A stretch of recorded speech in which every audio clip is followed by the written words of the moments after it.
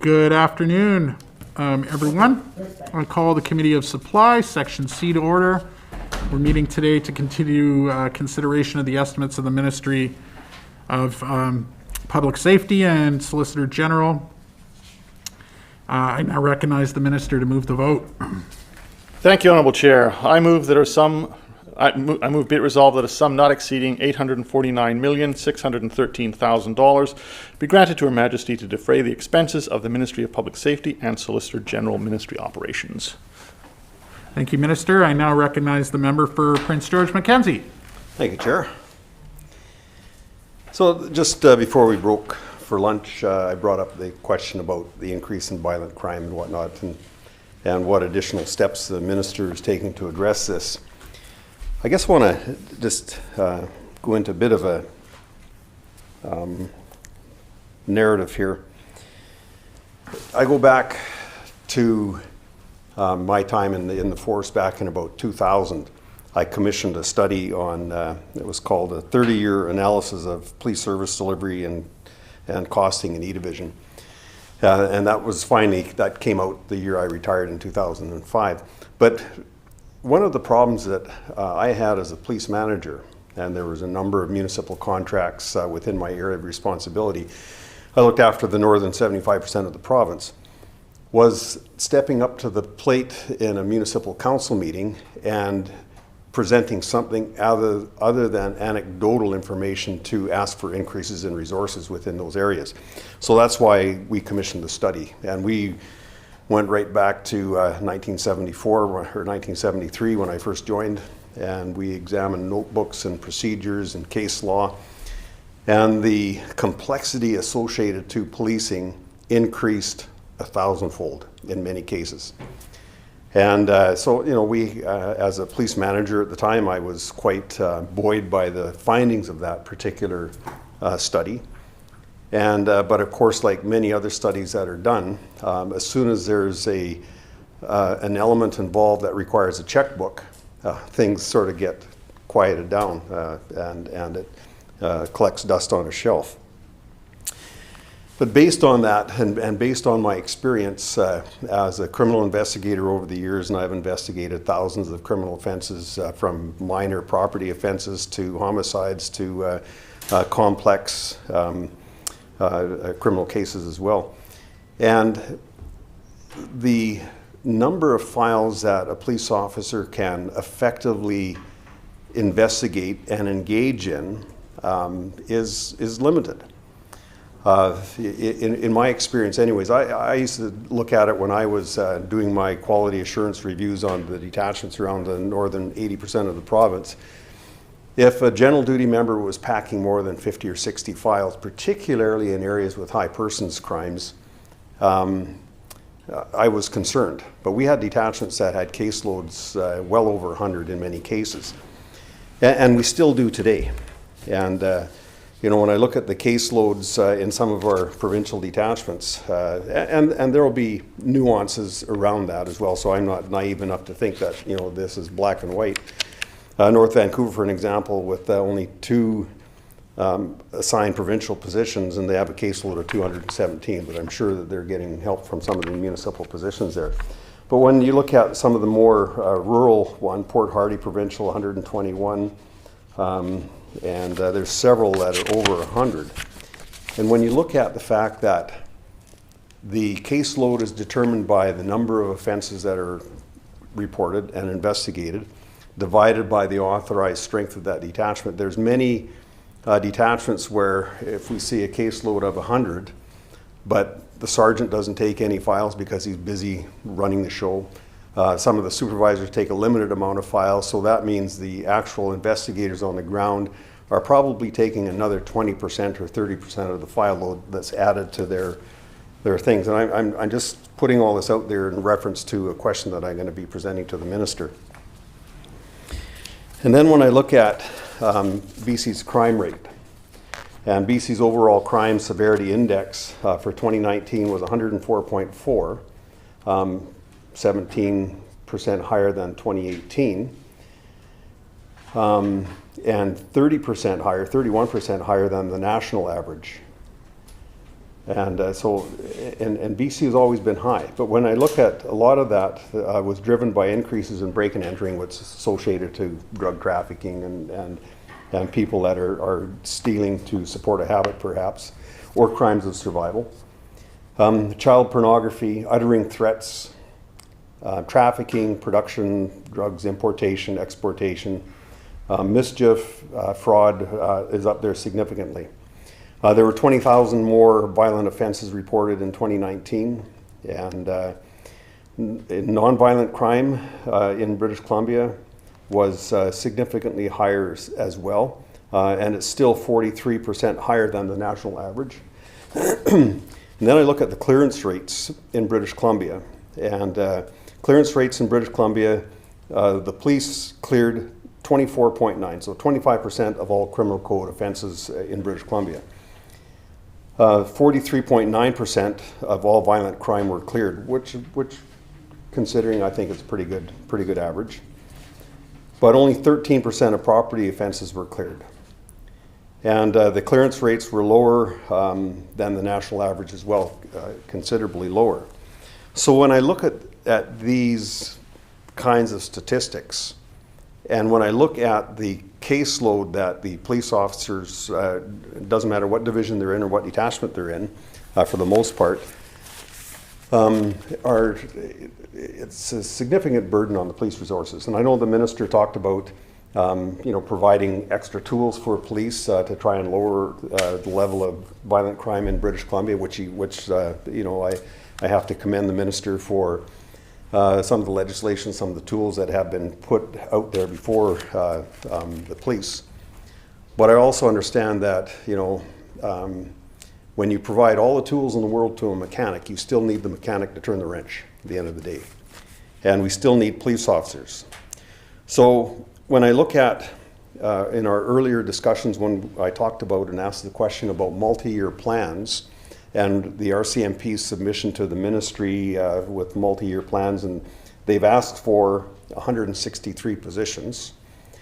I provide deference to the force. It probably shows my bias in asking that 163 positions, and having done that job in the past, I know that if we arrived at 163, that we were going on bended knee before the ministry to ask for more resources. We probably were asking for 300 in the first place, and we tried to be reasonable with the request.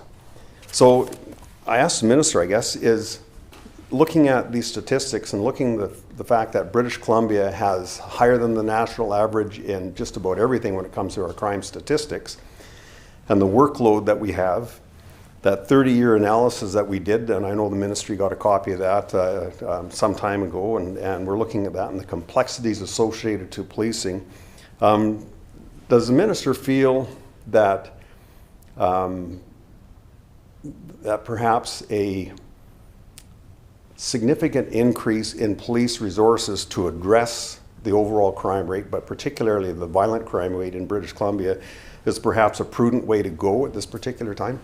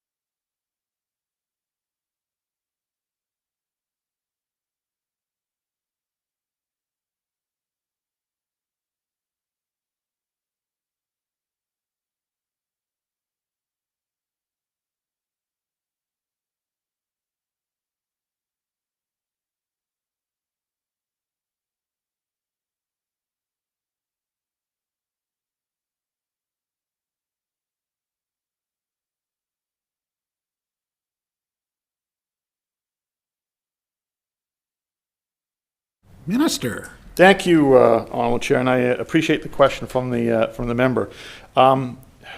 There's a lot there to try and unpack, so I'll do my best. I think one of the main observations I will make, and I'll start in the context of clearance rates and output. The approach I think that's been taken has been based on, as you say, caseloads. What we're trying to do is, and what we are starting to do, and it's literally in the last year, is moving away from output-based to more strategic placement of resources based on data and metrics. It's one of the reasons why there's been created the investments in the RCMP hub, which will be collecting data and intelligence for more real-time ability to make decisions in terms of where particular hotspots are happening, and to be able to focus more on placing a more strategic placement of resources. So work is taking place within the ministry and in the RCMP on being able to do that. Within the ministry, we're viewing it as very innovative. The RCMP are using it very innovative and quite excited about the potential for this to be more efficient. In essence, a better return on investment in terms of dealing with the kinds of criminal activity that the member has been raising. Clearance rates, there's a lot that plays into that.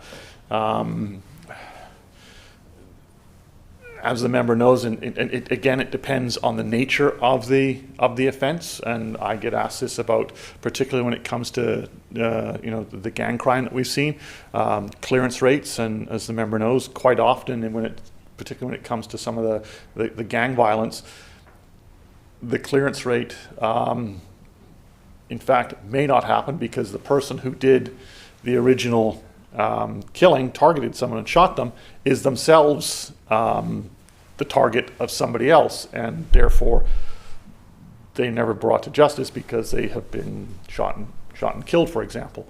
And so that has an impact as well.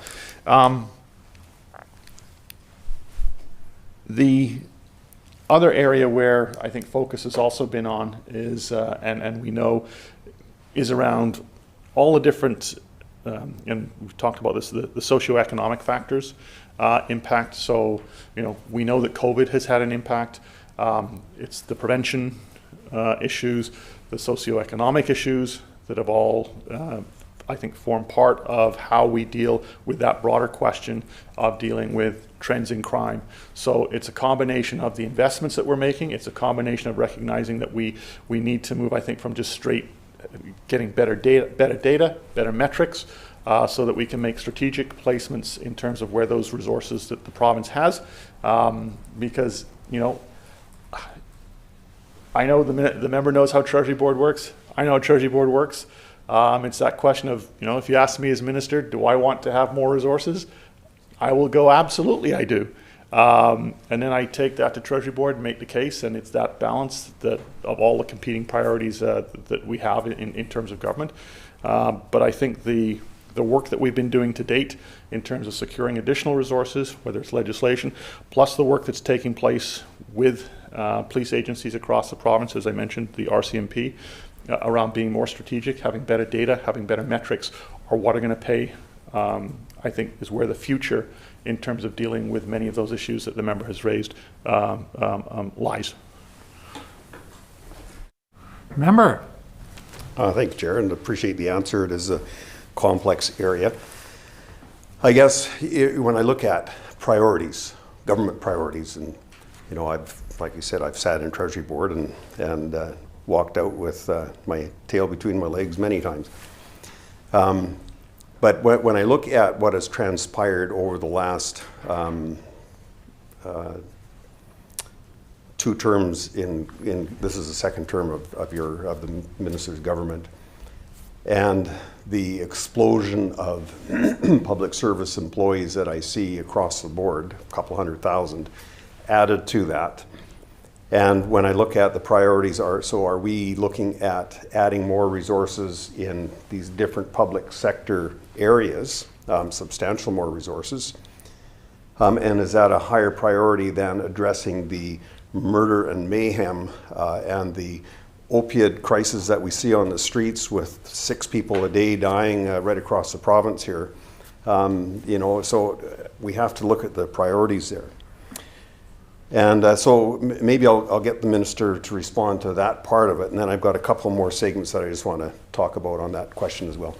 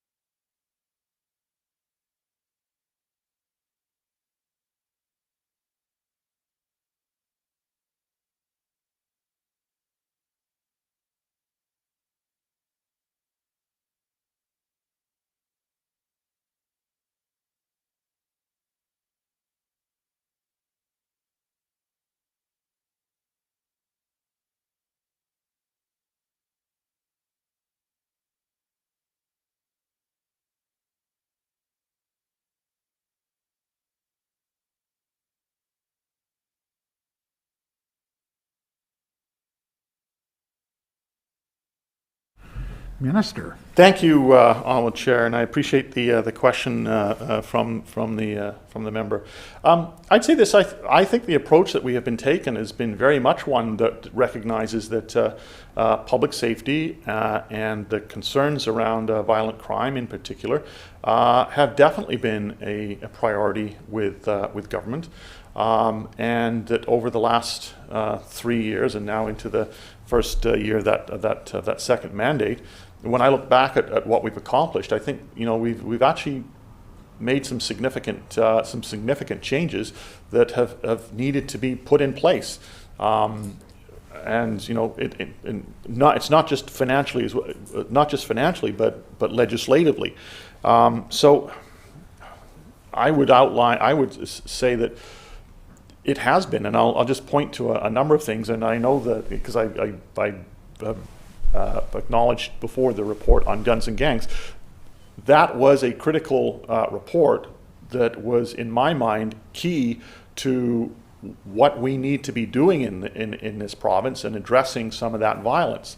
And so literally every recommendation has been implemented and has been funded. I think that speaks to we have made this a priority. It didn't, like the member said, he had that report, he was really happy with it, and when resources required, it kind of sits there. In this case, that did not happen. The report was on. I said, this is important. Cabinet agreed, and those recommendations have been implemented. The witness security program, that's a first for this province. It allows us, and I know I'm preaching to the member there, but for people watching, that's a first. That's an important step in this province, being able to design and to be able to have stronger investigations based on the needs of this province, not having to rely on something that's designed, by Ottawa to meet the federal need, as legitimate as those are. We have unique circumstances here in British Columbia. The guns and gangs legislation that we've introduced, all of that, I think speaks to us making public safety a priority. The work around, First Nations policing, for example, getting the feds to recognize they gotta buck up, which they've done. So I think all of those things, I think, speak for themselves.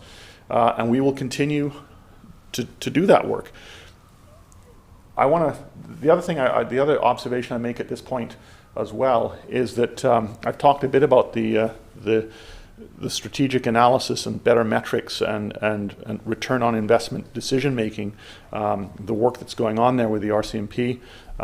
That is new. It is something that's underway within the ministry, and I'll be happy to make sure that the member gets a briefing on what is taking place, because I think he will find it as exciting as my ministry is and as the RCMP, and because I think he will be quite interested in how this, I think, will significantly help deal with public safety in the province. But the idea that somehow that this is not, I'm not sure where the 200,000 comes from, but I know this. I have had budget lifts. We've got a budget lift that's better than inflation. We've got, exciting initiatives underway, and we're going to, as far as I'm concerned as Solicitor General, I'm going to continue to fight and push for that. Member. Well, thank you. Appreciate the answer. I guess that 200,000 came from the budget documents themselves.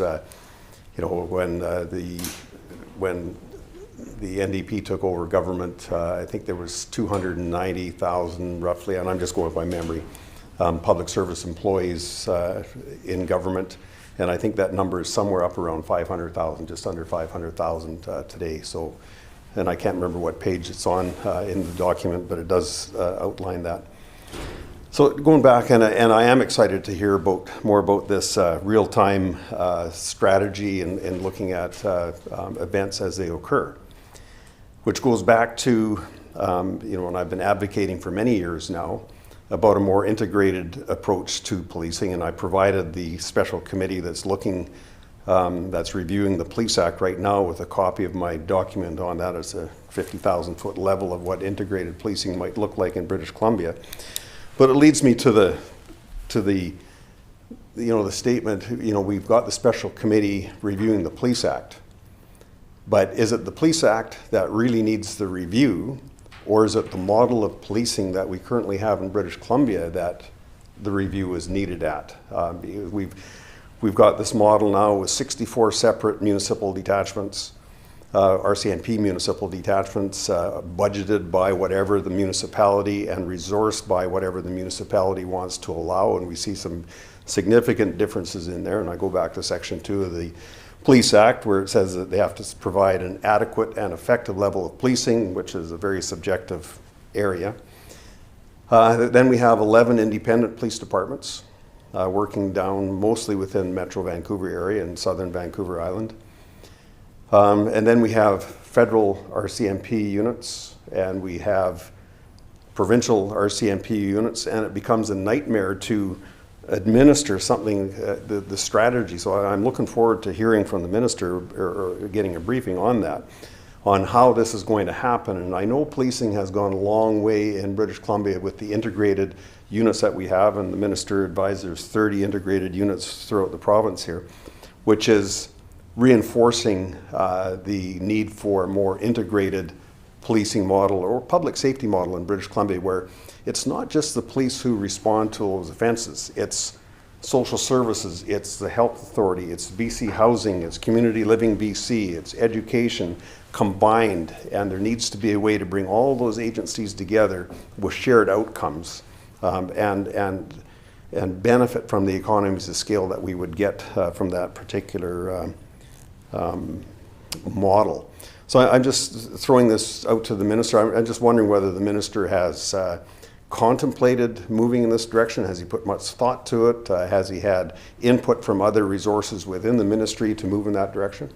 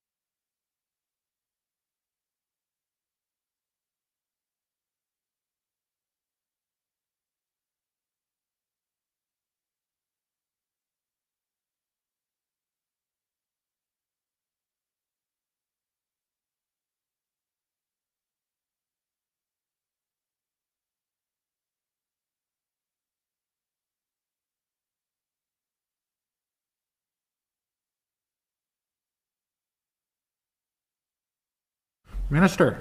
Thank you, Honourable Chair. And I appreciate that question and where the member is coming from, because I think that is something that I believe is we need to be addressing, and that discussion, the debate that we have seen out there in the public also reflects that I think realization and recognition that it's not just the police by themselves, but rather it is those services that the member has talked about. It's not a question of defunding the police, for example.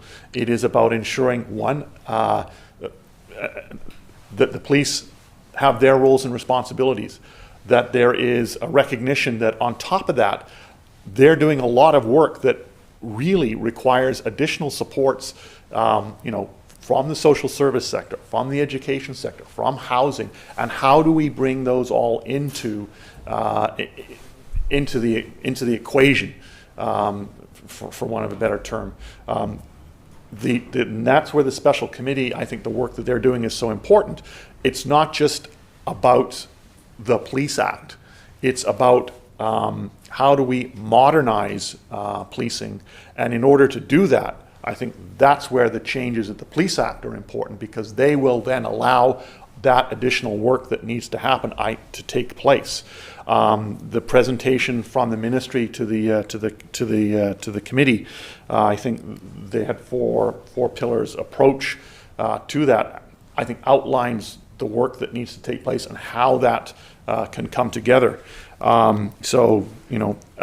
Effectiveness and efficiency being critical, roles and responsibility, public trust, dealing with the issue of systemic racism, and in particular reconciliation when it comes to First Nations in this province.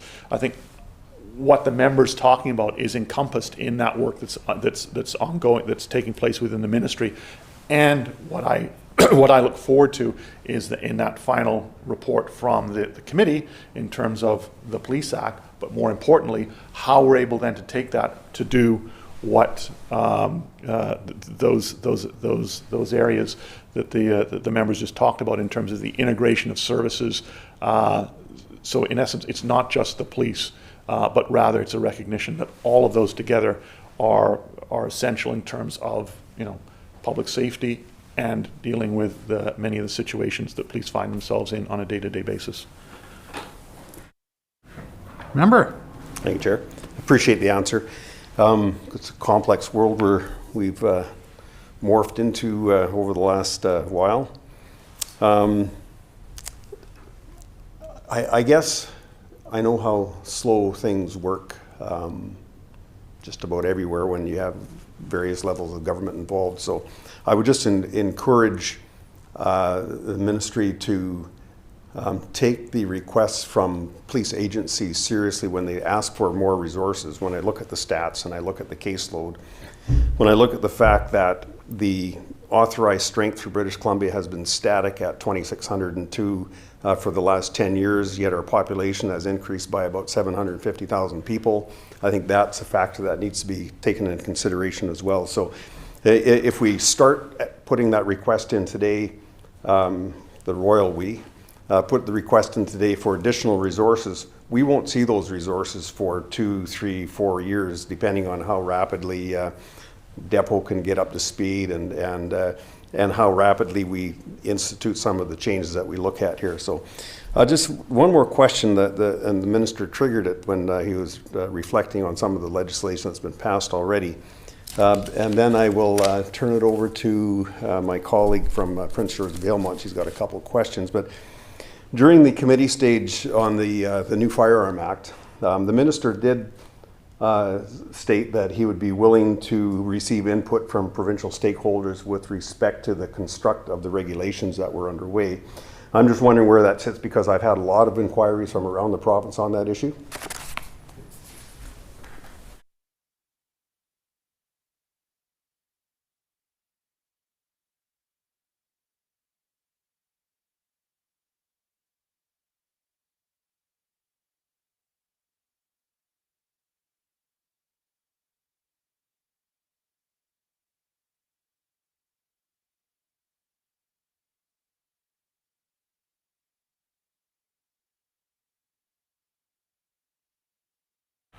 Minister. Thank you, Honourable Chair, and I thank the member for the question. And I know during the debate on the legislation at committee stage, he asked a number of questions in regards to that, and I answered them. And I can assure you that we are committed to that in-depth consultation. In fact, I know letters have recently gone out in terms of doing that in the development of the regulations, and that the answers that I gave in terms of certain situations and how they apply are still as valid when you ask me as today, and there's been no change in any positions regarding that. But that extensive consultation is in fact getting underway. Member. Yeah, just a comment. So I appreciate that, and I still have several more questions on policing, but I will let my colleague from Prince George Valemount jump in now. I now recognize the Leader of the Official Opposition. Thank you very much. Good afternoon, Honourable Chair. Thank you for the opportunity to my colleague, the critic responsible.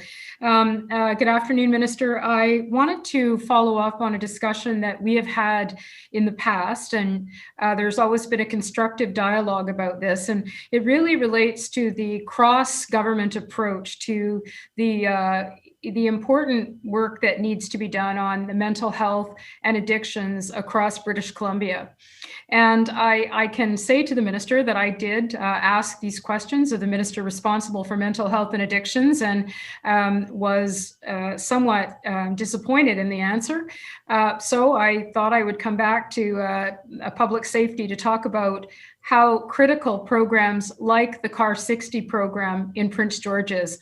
And my colleague, the critic of this in this portfolio, has also been very outspoken and supportive of the CAR 60 program, which actually serves to better meet the needs of people by providing them with appropriate response, which includes a mental health professional working with a police enforcement officer to best meet the needs of people who are desperately in need of help. So I'm wondering if the minister can give me an update on the work that is being done, because CAR 60 is something that City Council in Prince George, in particular Councillor Kyle Sampson, has raised in terms of looking at additional resources. And we've heard the same story from other communities across the province, Kamloops, and I know the minister last time we talked about this said there were other pilots, projects in place. So could the minister just provide for me an update in terms of the expectations around growth of the program? It's working. We don't need another study, or, I think that in the other response I was given was, we're going to consider other models. This actually works. And it's been demonstrated on the ground. We've had RCMP superintendents who've stood up and said, this works. It's a fantastic program. So if the minister could give me an update on what work his ministry is doing in conjunction with the Ministry of Mental Health and Addictions to actually see expansions of this type of program across the province.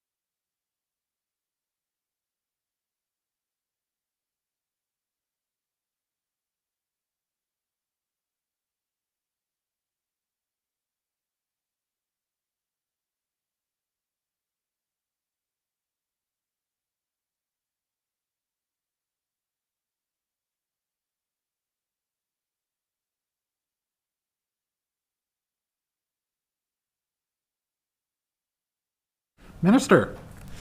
Thank you, Honorable Chair, and I thank the member for the question. So I want to make a couple of points and observations. No, the program CAR 60, CAR 67, and it goes by different names in different communities, does work very well. And we want to be able to continue to encourage that.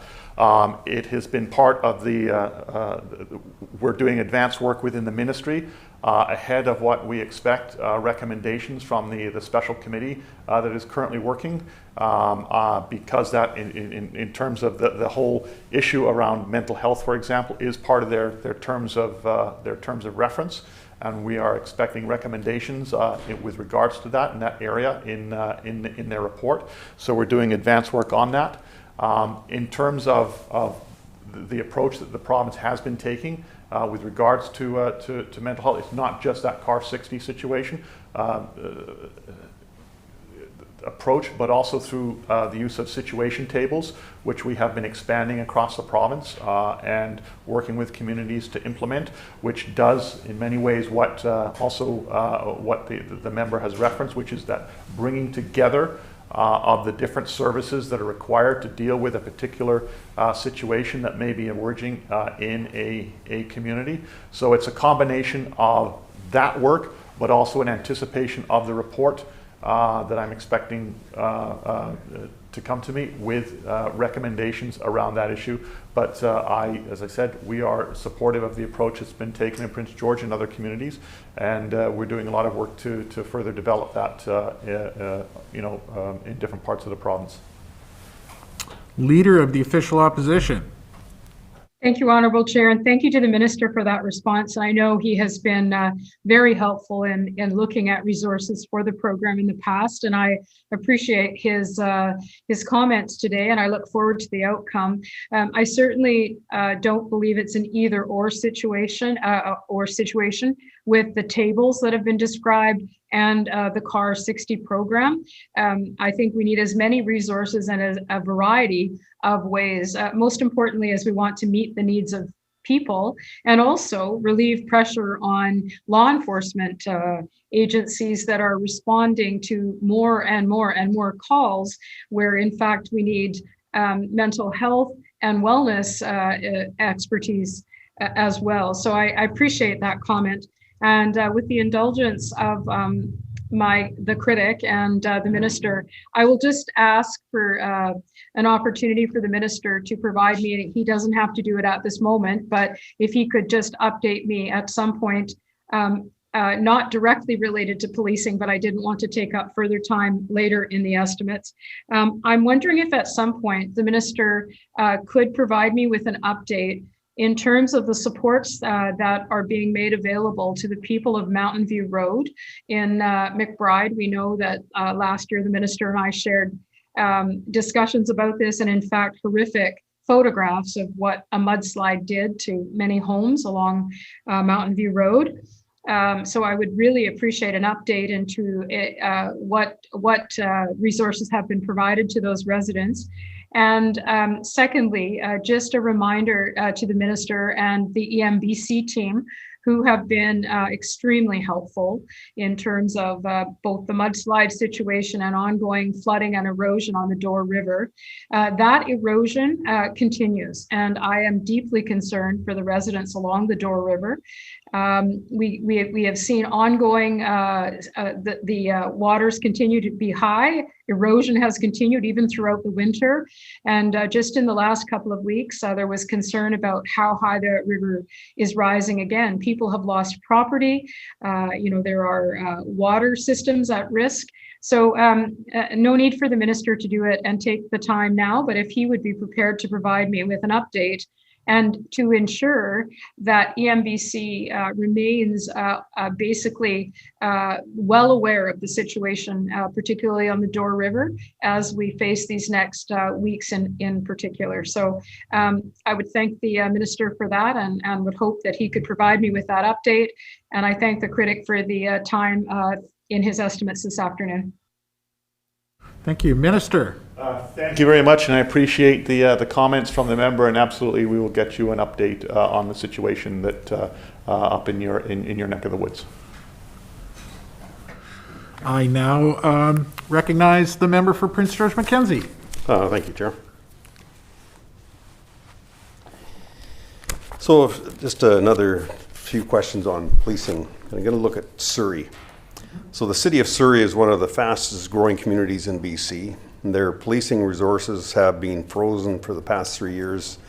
And they're currently operating with about 50 positions less than their 2018 level. This despite the increase in violent crime.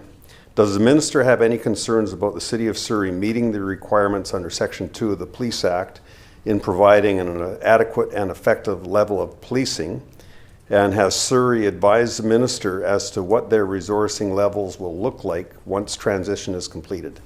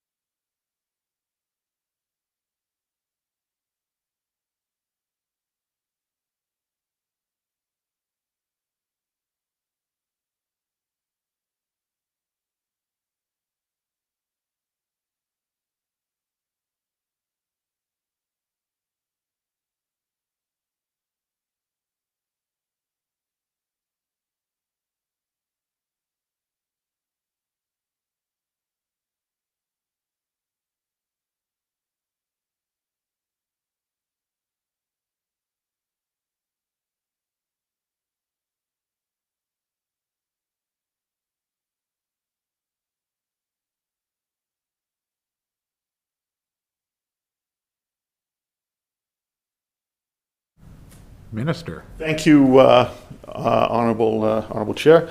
So my ministry is in close contact with Surrey, and in particular with the RCMP in Surrey in terms of the transition. If there was an issue that Surrey detachment felt that there was an issue in terms of safe and effective policing and the resources they had, they would contact us as my ministry. They have not done that. To date. And if they did, there are steps and procedures that we would then, follow and take. And I know the member is familiar with that section of the Act. In terms of the transition, it is based on the strength, the report that was done. I'll refer to it as the OPAL report. It is based on that. On the existing detachment strength, that's what the transition has been based on, and obviously, as transition go and things evolve, I fully expect, as that we know with unionization, and there will be considerable population growth. Things are going to grow over time, but that's where things are at this particular moment. Member. Thank you, Chair. I appreciate the answer. So I was looking at the statistical data around Surrey and the growth in Surrey, growing on average about 10 to 12,000 people per year.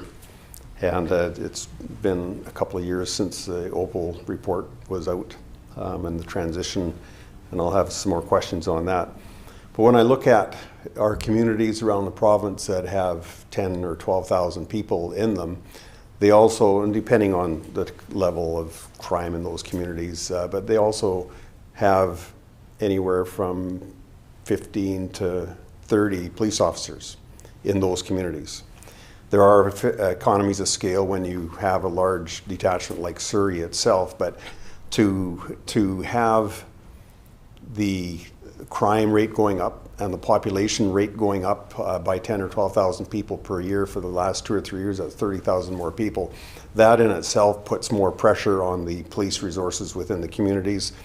The movement of gangsters through the community, I know a lot of them are There's a lot of crime that goes on within the boundaries of Surrey itself. So how long is the minister, or does maybe perhaps the minister has a finite date in mind as to when something needs to happen there to address this? But we can't expect the detachment to go on endlessly through this transition period without an end in sight. So how long is the minister prepared to let this go before he intervenes and demands some more resources be provided there?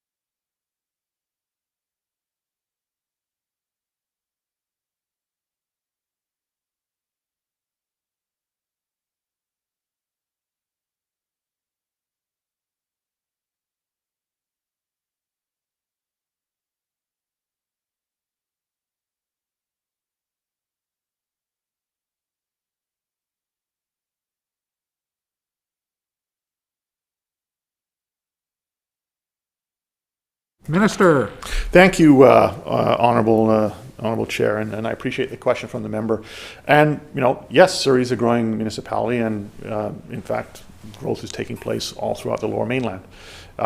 Surrey also participates in the integrated teams, and those are resources that also assist in terms of particularly, the violent crime that we have seen in Surrey. And so all of those things come together and assist that municipality as it does other municipalities. The bottom line is this, is that we are in contact with the detachment, as we are with other police detachments around the Lower Mainland, in fact around the province. And if there is a concern around the resources in the Surrey detachment, which is the largest in the country, then there is procedures and processes in place for the detachment commander to start to initiate that would result, in a potential review, for example, or at some point the involvement of myself as minister. But that is triggered at that level. It's not triggered by me as minister. And to date, that has not happened, and we have not had. I have not had put to me from the RCMP in Surrey that there is a concern for them. But of course, we monitor what's going on there, and they know that the channels are always open within my ministry. Member. Thank you, Chair. Appreciate the answer.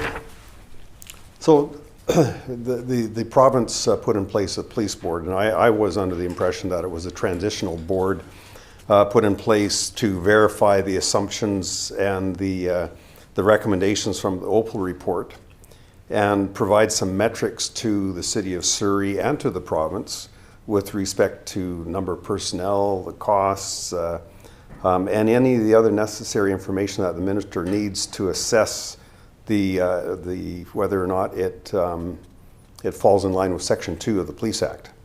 and also the impact to the Justice Institute, and like we mentioned, the integrated policing unit. So I haven't seen it. I've been watching quite closely actually over the last couple of years, monitoring. I get a lot of people calling me about it. But I haven't seen any metrics supporting the Opal report at all. There was a lot of assumptions put in place then, but I haven't seen anything that will provide anything, a basis for making a decision.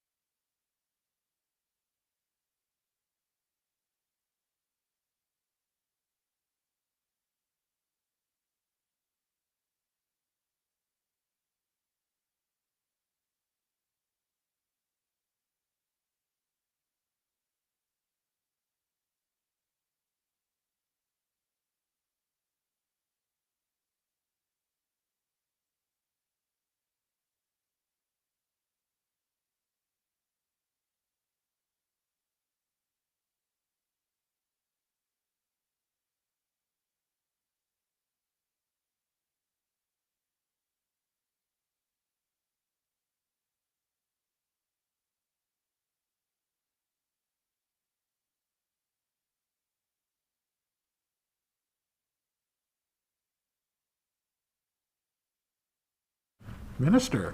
Thank you, Honourable Chair, and I appreciate the question from the member. And all of those issues, whether it relates to training, to policy, to capital, to staffing, to records management, all of those, each of those different components are work is underway within the being done within the ministry and within the trilateral committee that is up and running, that involves, you know, Public Safety Canada, the province, and Surrey, in terms of all the different steps that have to be met along the way.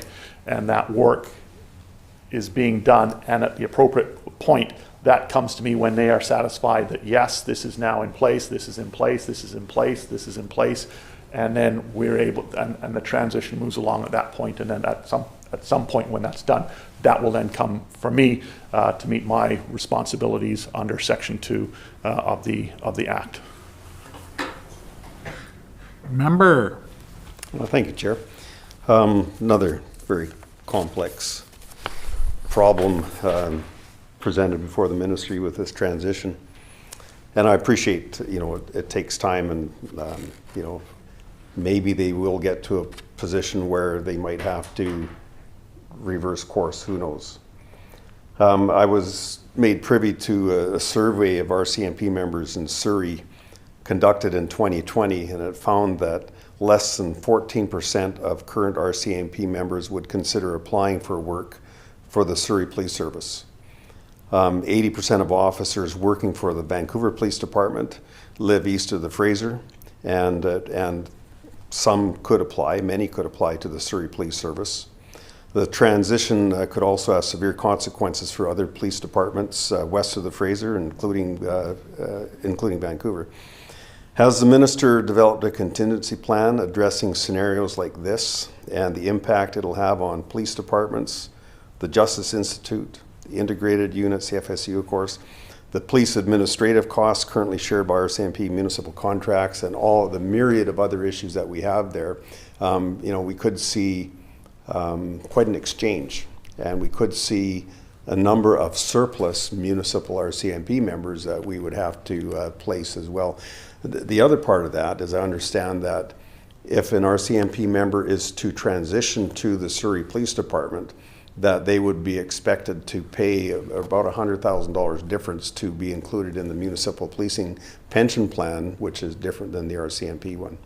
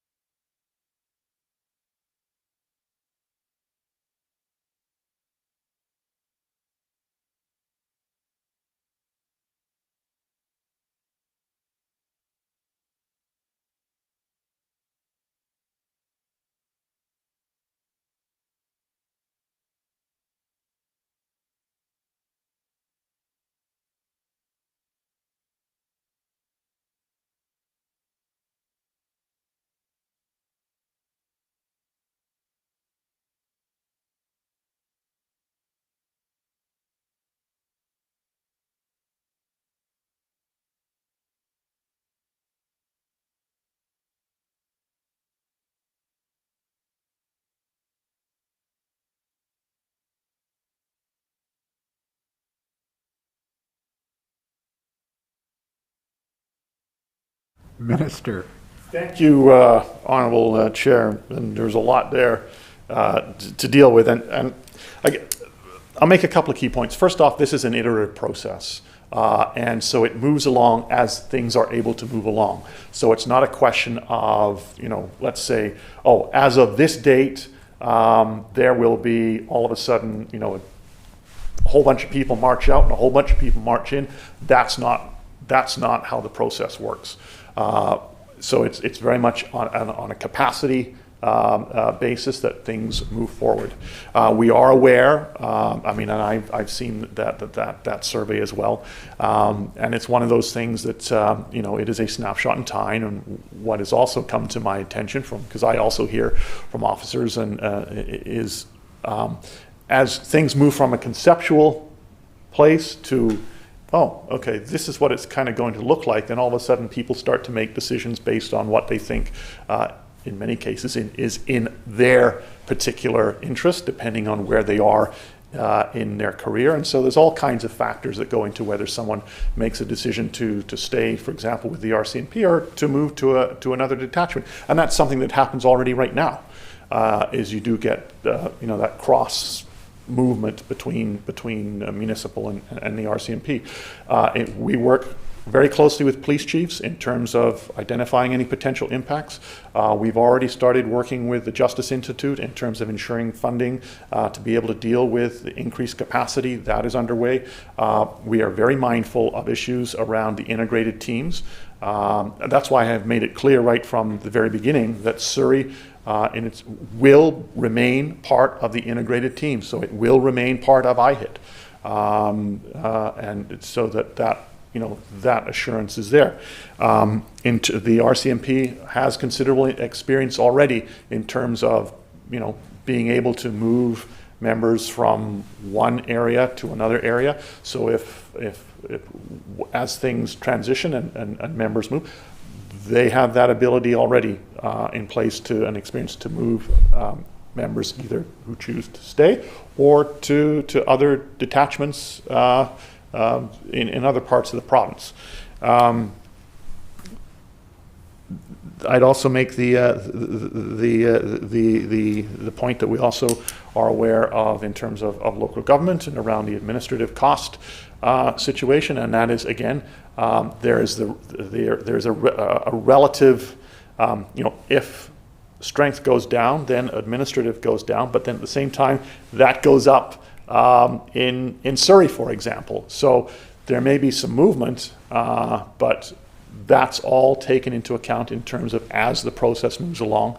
And as I said, and I want to stress again, it is an iterative process, not one set on this date, all of a sudden this happens.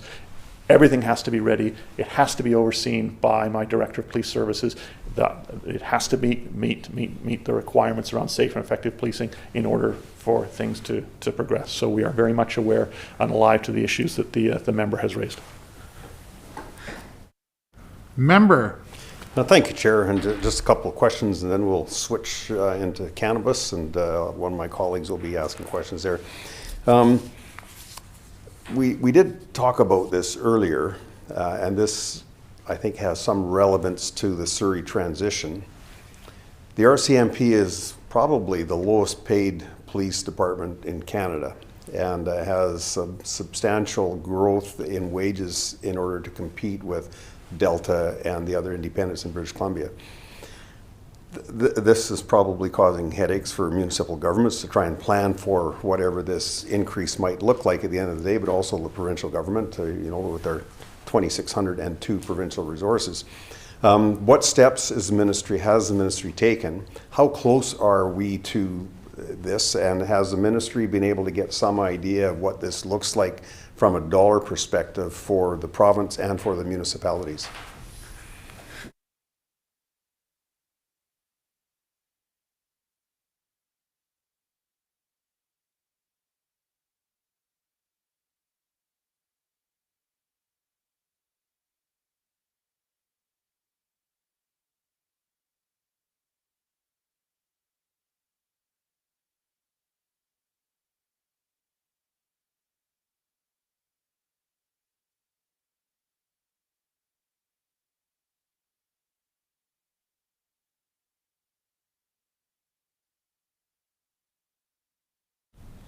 Minister. Thank you, Honourable Chair, and I appreciate the question, and it is an important one because, as I discussed earlier, we know that there are significant cost increases going to come with unionization. Right now, I would say that is taking place at that federal level, and so there is, in essence, a shroud of secrecy, if you like. But I can tell you that we are working within the ministry on different potential impacts of what, because it is obviously a question in many cases of dollars and percentage increases and over how long and when all those things come into effect. And that's based on the negotiations, obviously, that take place between at the federal level. That being said, we have made, local governments are aware of it. I know that UBCM is aware of it, and it is something that, as a province, we know that when unionization comes, that the RCMP are not going to be content to be significantly underpaid compared to the municipal police forces, either here in British Columbia or, for example, the OPP in Ontario or the Toronto Metro Police. That is a fact that we know is going to take place, that things are going to change. Likewise, it will also on the human resource side as well. So we are working on it, we are aware of it, and we are working with UBCM to make sure that they're prepared as well. Member. Thank you, Chair. So I guess, and I didn't see anything in the budget documents per se with respect to this. I'm just wondering whether the ministry is expecting this increase to impact this fiscal year, or are they looking at it in next fiscal year?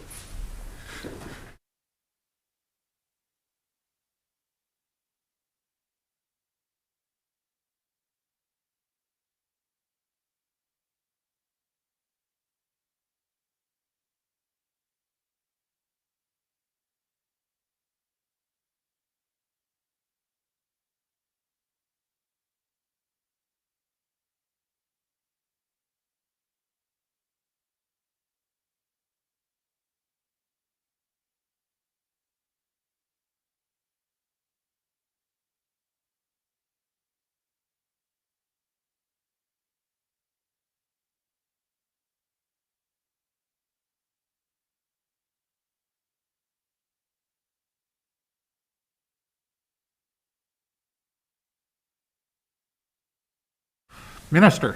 Thank you, Honourable Chair, and to the member. Yeah, no, it's not in this year's budget. That being said, we do work closely with Treasury Board.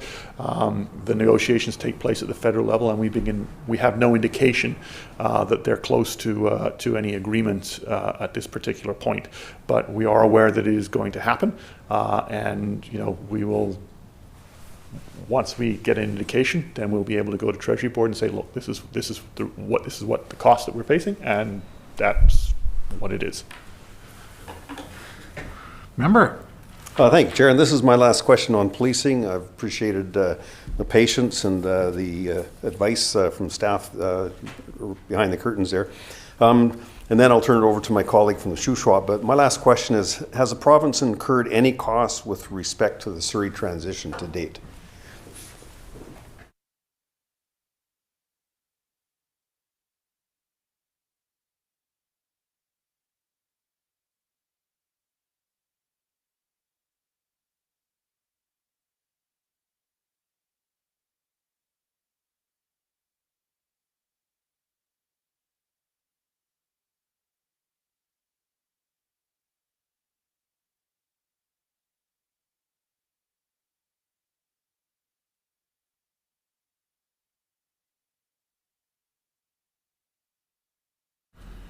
Minister. Thank you, Honourable Chair. Yes, there is a cost attached. This year it's about $600,000, and we see that increasing next year to about $840,000 as work intensifies.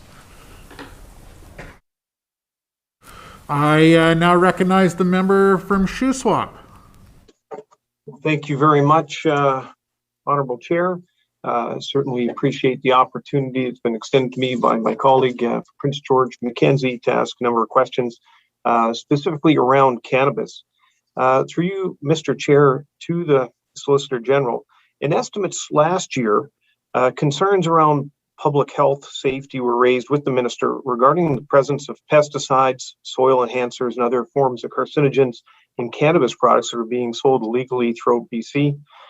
Certainly was interested to see the minister's announcement yesterday afternoon with respect to the confirmation that there's a significant number of carcinogens that are present in cannabis products that are sold through illegal shops throughout the province.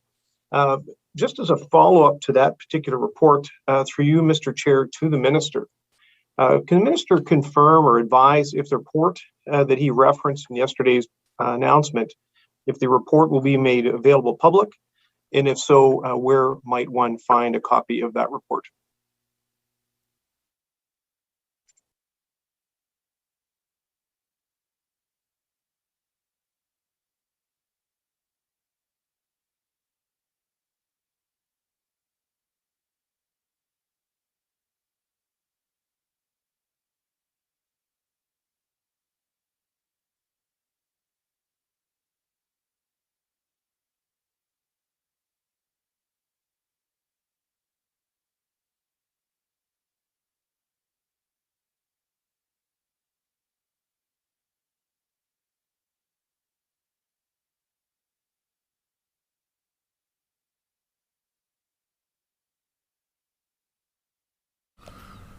Minister.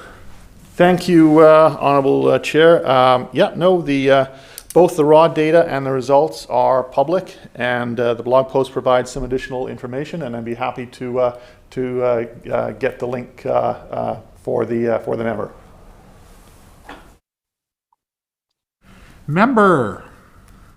Thank you very much, Mr. Chair, and thank you through you to the minister for that confirmation.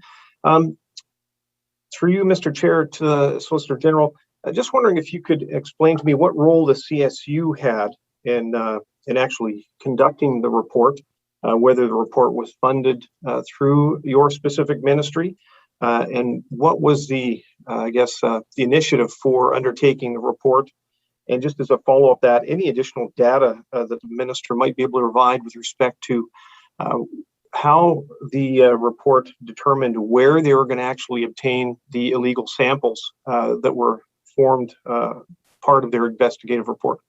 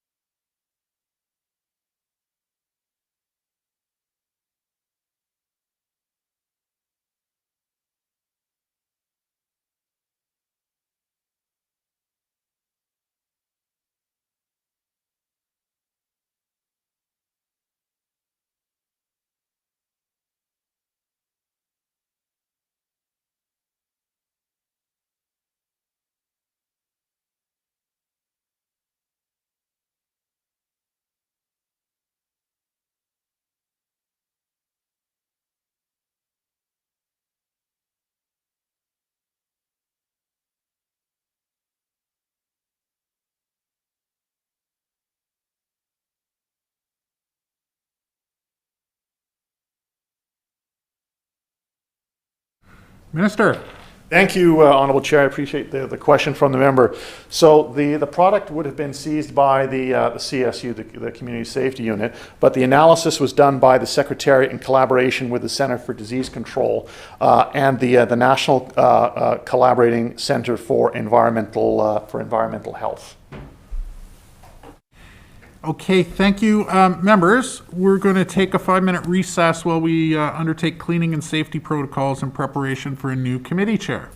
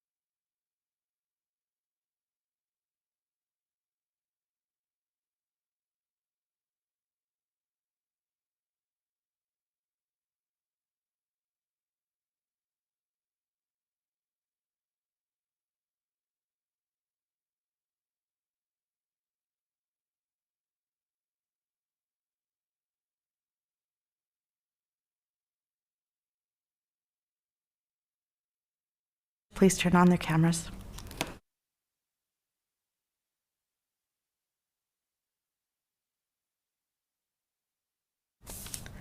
I now call the committee back to order. Thank you, members, for your patience. Continuing debate, I recognize the member for Shuswap.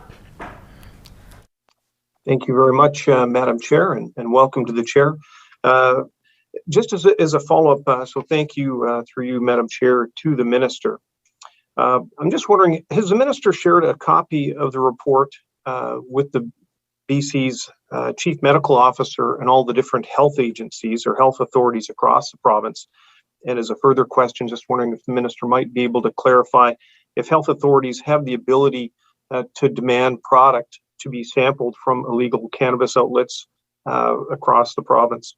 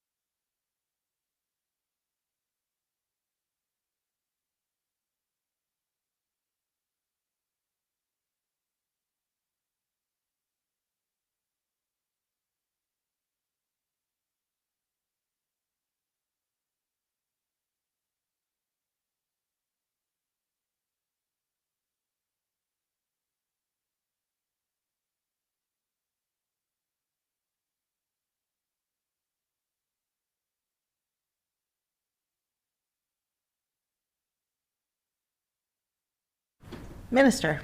Thank you, Honourable Chair. I thank the member for the question. So yeah, I just want to make a couple of points because there's one part I did not answer in the member's first question, and that was, he says, how was this started? And I can tell you, as minister, it was my initiative. I was getting a briefing and I asked the staff, are we able to get test on product? And they were like, so we decided to do just that. In terms of the report that's been done, it's been shared, yes, with the provincial health officer and the First Nations Health Authority, and it is public and it is online, so people are able to access and read it. In terms of the second part, being able to demand product for testing, I can't answer that at this point, but I'm more than happy to look into whether or not that is something that is possible, and I'll let you know what the answer to that question is. Member. Thank you, through you, Madam Chair, to the minister. I appreciate that answer, and I think that we can all, I think, have some comfort in the work of our different health authorities around the province. We see defined processes that are put in place with respect to, an outbreak at a grocery store, for example. If there's product that's identified to have contaminations that are harmful of health, there's a clear process that is undertaken in order to provide safety and notification to consumers. When it comes to product that is sold illegally, so much of this product, as the minister has confirmed to us previously in the estimates process, much of this product is actually grown illegally, so it does not meet the federal requirements as far as cultivation. It's also being sold illegally, and I know that the minister has been clear with respect that the cannabis legislation is understood to be under general application, which has force and effect over all lands in British Columbia. So when it comes to product that's being sold illegally, both through the RCMP and the Community Safety Unit, there's an opportunity to take effective and appropriate actions to either administer administrative penalties in order to shut down the sale of illegal product. But when there seems to be a real absence of any real urgency by which the CSU unit is undertaking to shut down and provide consumer protection by shutting down the sale of this illegal product, I'm just wondering if it is the intention of the minister to put additional administrative burden onto the backs of health authorities And now that the minister has alerted the health authorities to the fact that there's product that's being sold illegally that does pose some threat to public health, if it is the intention of the minister to push that responsibility for public safety then over to the health authorities.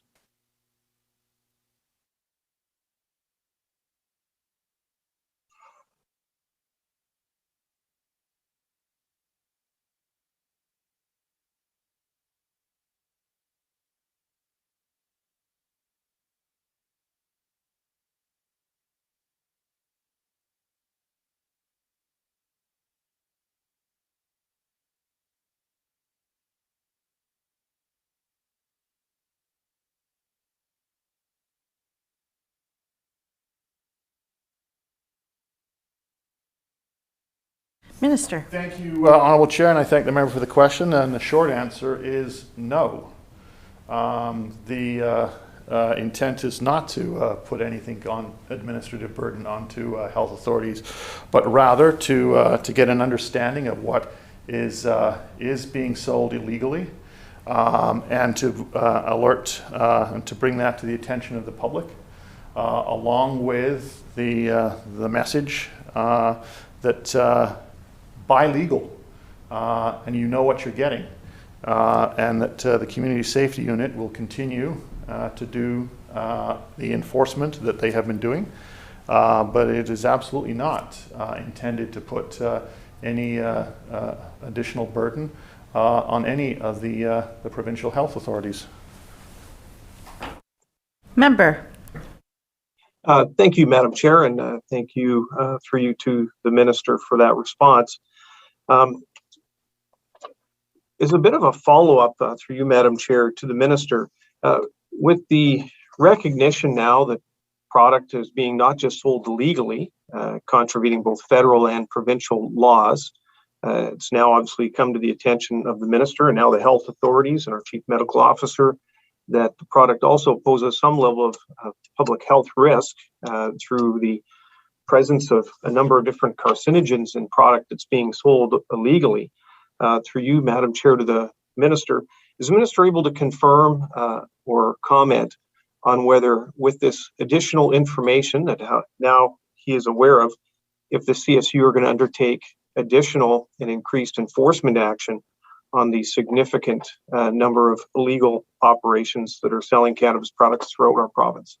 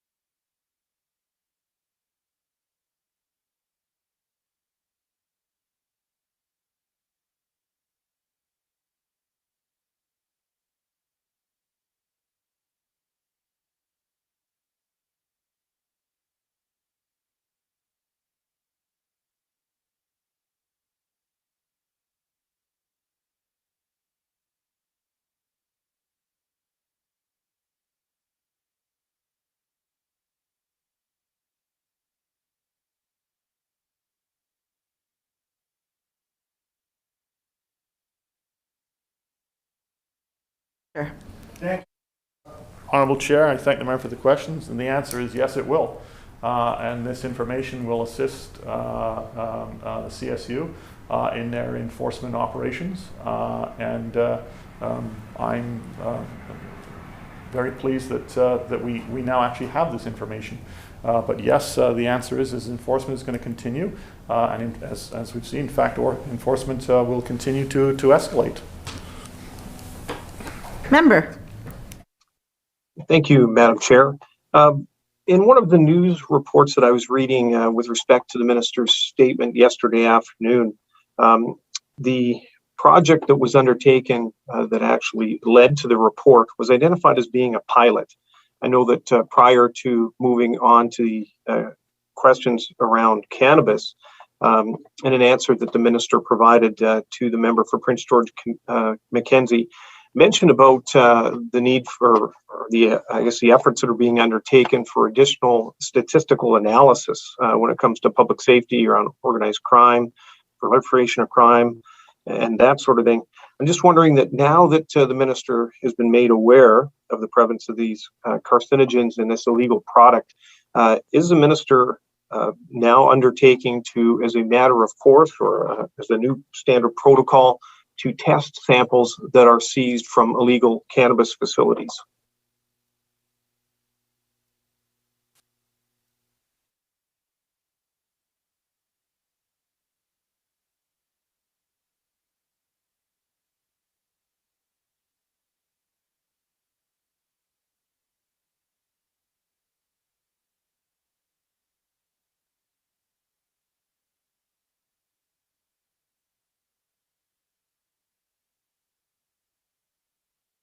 Minister. Thank you, Honourable Chair, and the answer is yes. We will continue to do more testing on illicit cannabis and confirming what letting the public know that illicit cannabis does not meet Health Canada standards, that legal cannabis is tested, regulated by Health Canada to ensure that it meets their standards, and that when you buy illegal, you could be getting anything in terms of pesticides or heavy metals, and that's why would you want to do that when the product you can get is tested and meets all the Health Canada standards? And so the answer is yes, we will be continuing to do testing into the future. Member. Thank you very much for that. Through you, Madam Chair, to the Minister, maybe it's a bit of a follow-up. If I could ask if the Minister will plan on reporting out the results of further testing of cannabis products as a matter of course, and is that something that he's giving consideration to including in his service report on an annualized basis going forward?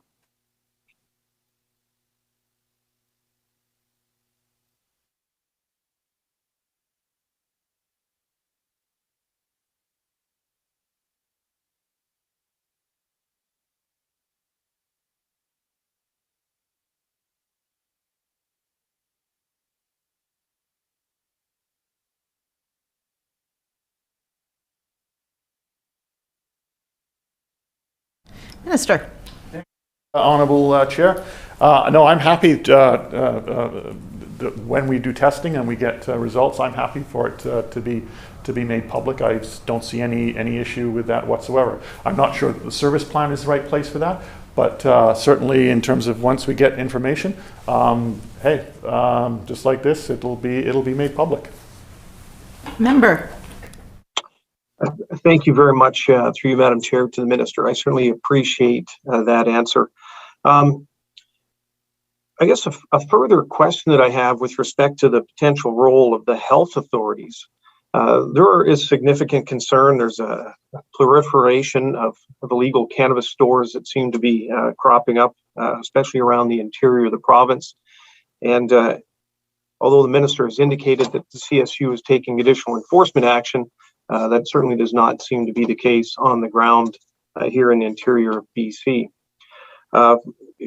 Through you, Madam Chair, to the Minister, is there a role for the different health authorities to play with the sale and the risk to consumers of this illegal product that continues to be sold throughout the province? And I guess a question would be, is that do health authorities have the ability or the jurisdiction to actually require a store to shut down? Now, the reason I'm saying that is that we do know that if there's an outbreak of salmonella or other public health risks at a restaurant, for example, the health authority has immediate authority to actually close that business or to request that business to close. However, we continue to see an increasing number of illegal cannabis facilities, And although the CSU, as the minister has indicated, is taking enforcement action, I'm certainly not seeing that. And so I'm just wondering if the minister might comment about the jurisdictional authority of the health authorities to shut down stores that are knowingly selling product that poses a significant risk to public health.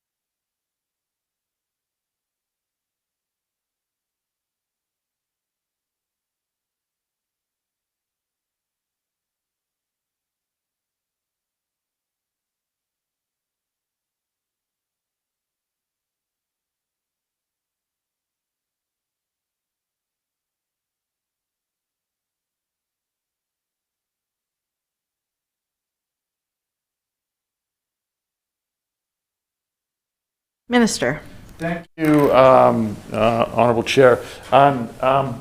So I'll answer this in two parts.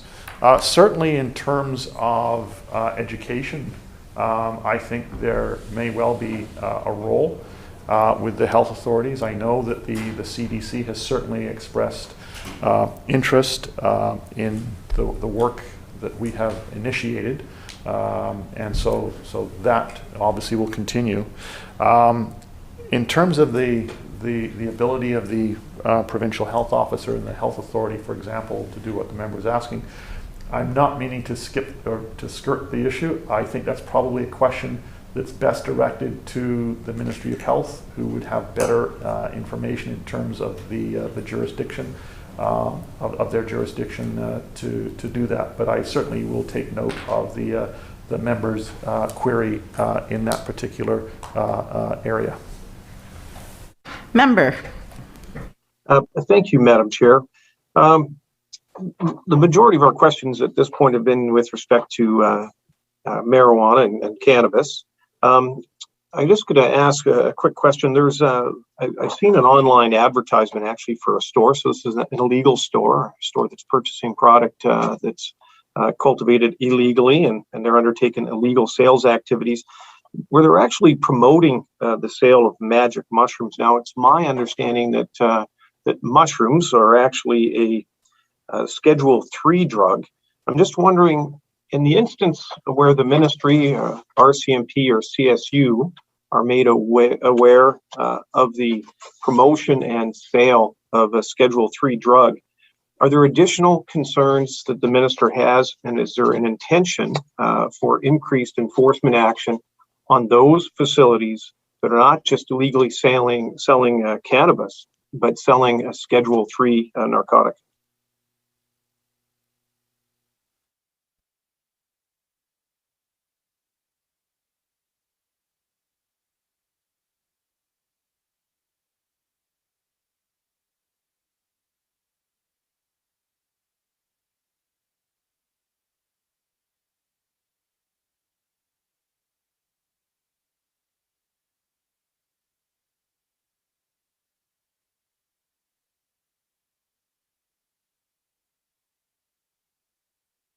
Minister. Honorable Chair, in the circumstance that the members described, that would be based on the situation, the evidence that is there, because it's dealing with a criminal scheduled substance. That would be taken over by the RCMP or the local detachment in terms of a criminal investigation. Member. Thank you, Madam Chair, and through you to the Minister. I appreciate the response. So just so I'm clear, the sale of what's deemed to be called or referred to as magic mushrooms, Schedule 3 narcotic, that those concerns should be put to the attention of the RCMP and not the CSU. And just as a follow-up to that, I'm just reading an actual advertisement that was actually in a local, or it was actually out on Facebook, basically inviting individuals to come down to purchase cannabis products as well as magic mushrooms on sale today. So, this is just one. I didn't spend a whole lot of time scouring the internet to have a look at this particular concern, but it was brought to my attention by a legal operator that is seeing increasing pressure and competition from these illegal operators. So through you, Madam Chair, if the Minister can just confirm if this concern on the sale of Schedule 3 narcotic is brought to the attention of the RCMP, that my constituent would have some form of assurance that the RCMP are going to take this matter seriously and take enforcement action post or haste with.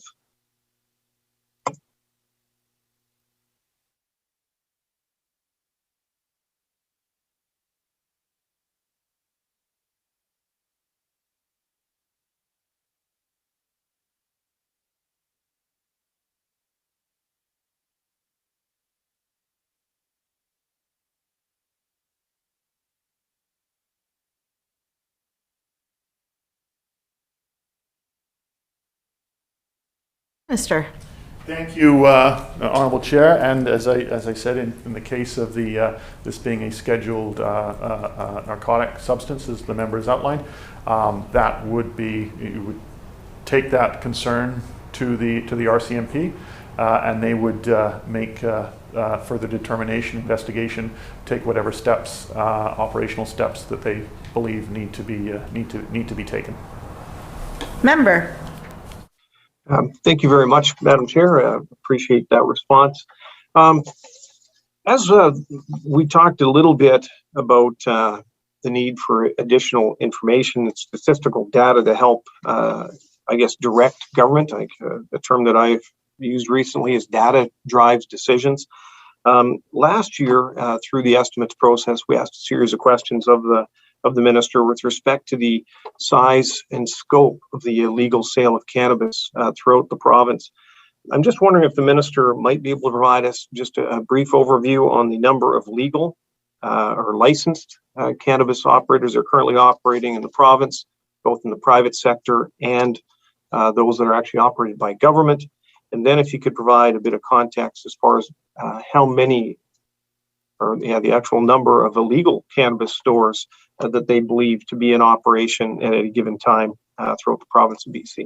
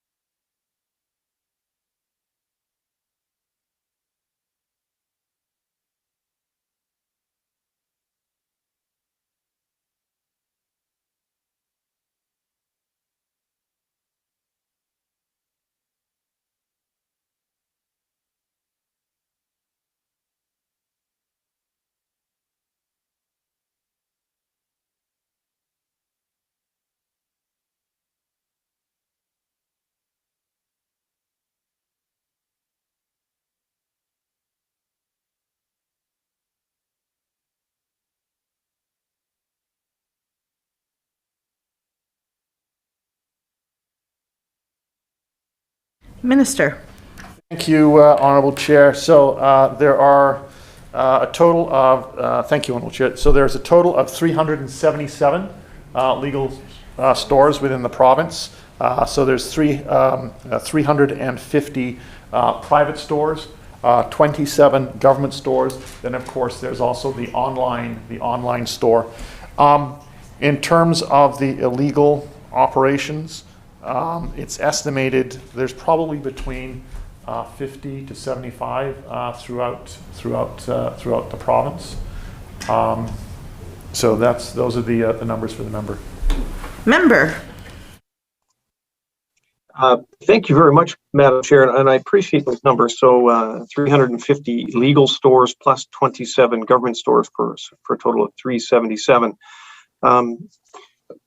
Maybe could the minister provide or shed some light on the estimated number of illegal cannabis stores in the province, what that estimation might have been a year ago versus the number that he's shared today, which is a pretty broad range when he indicates between 50 and 75. Just to have a look, or if the minister might be able to provide some context, how does that compare to what the knowledge of the CSU might have been with respect to the number of illegal operations a year ago?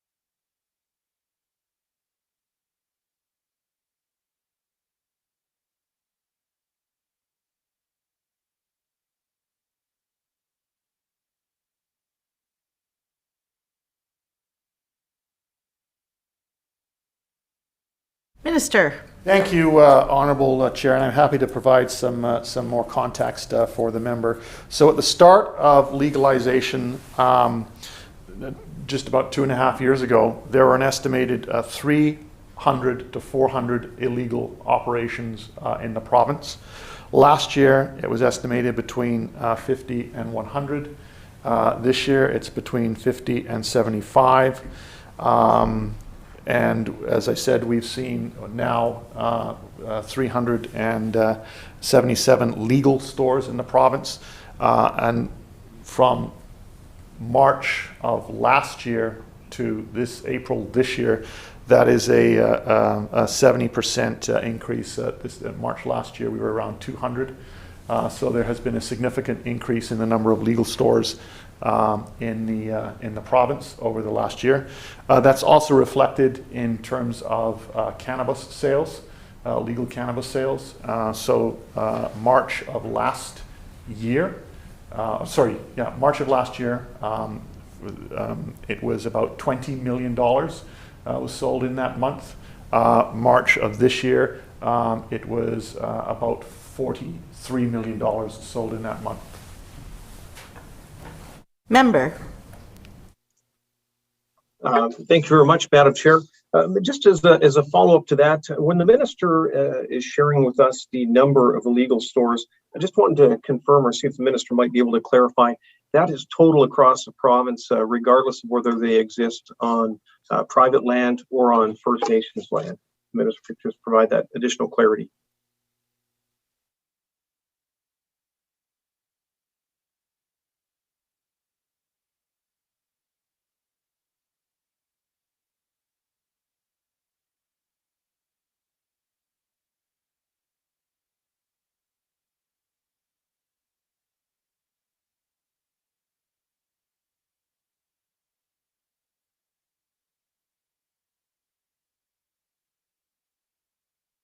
Sure. Thank you, Honourable Chair.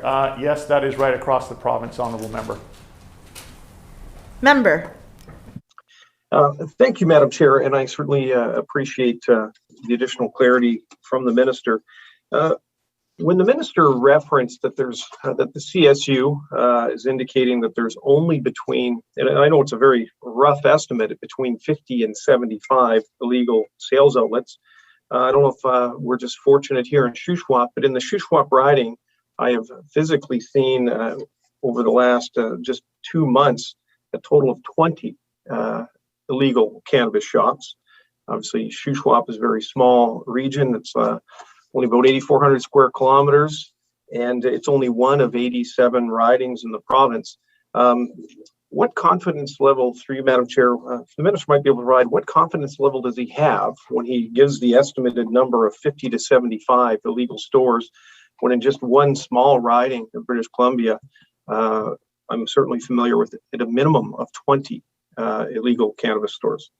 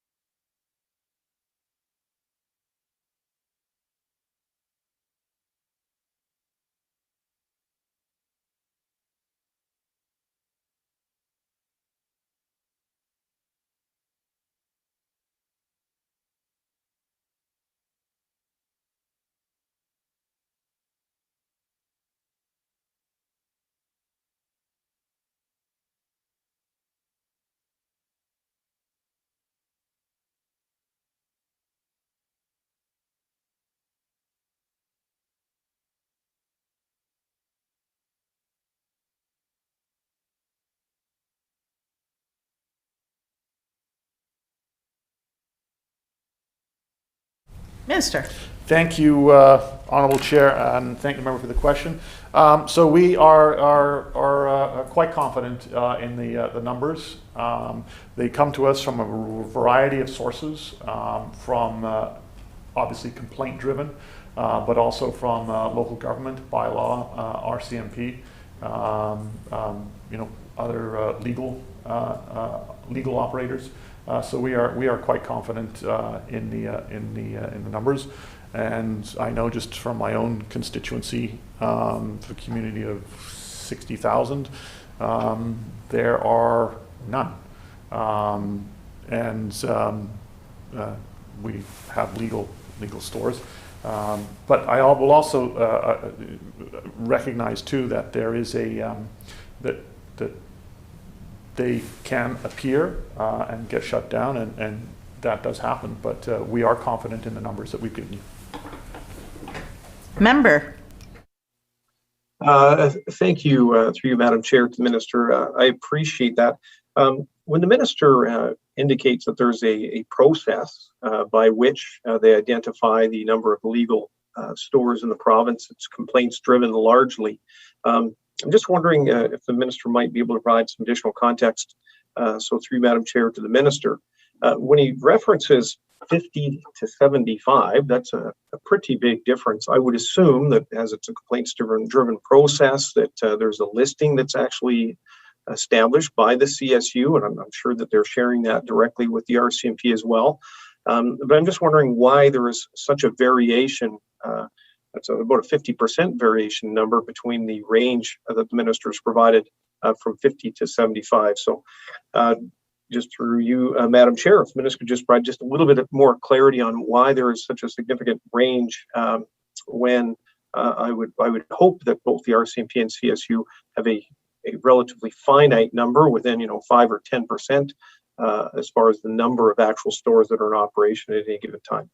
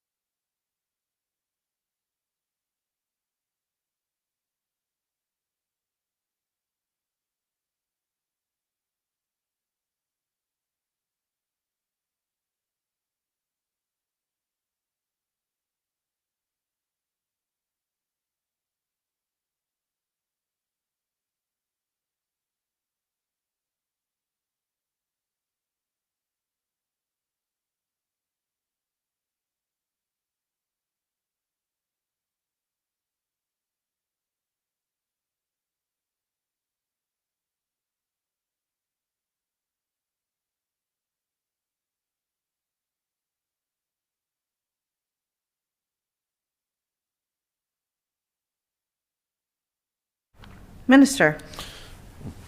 Thank you, Honorable Chair, and I thank the member for the question.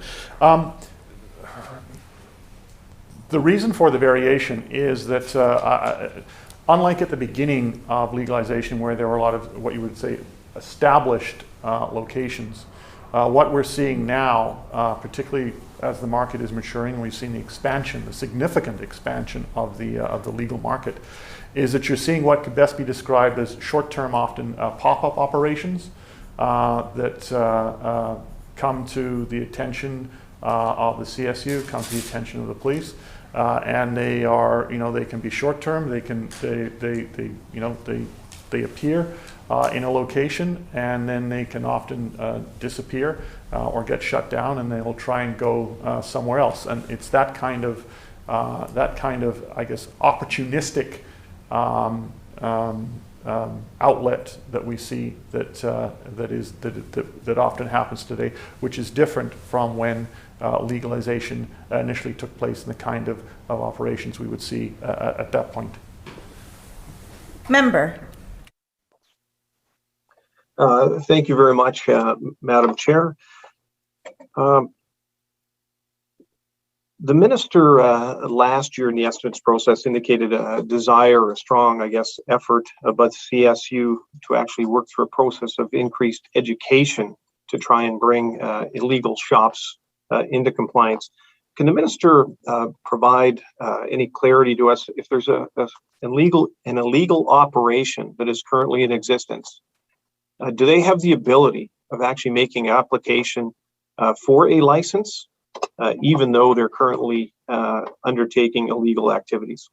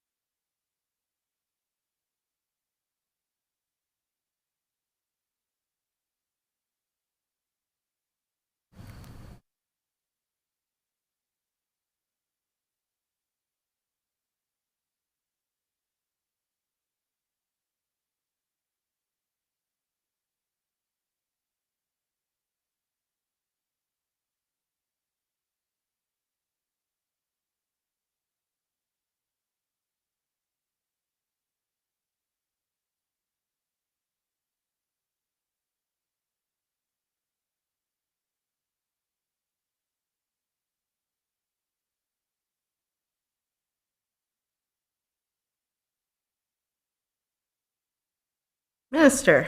Thank you, Honourable Chair, and I appreciate the question from the member.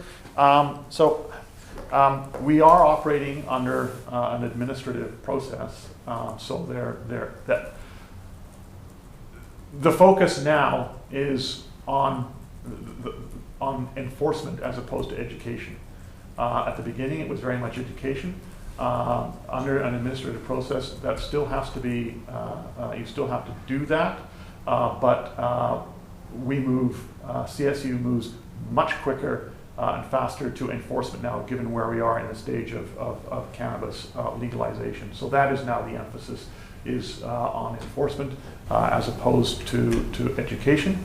And on the second question, given also where we are in terms of legalization and the fact that somebody has been operating illegally this long, I would expect that there would be significant issues in terms of getting a fit and proper license if somebody was trying to do that.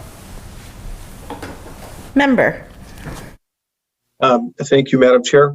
Can the minister provide any details as far as the number either of administrative penalties and enforcement action that has actually been undertaken by the CSU in each of the last 2 calendar years?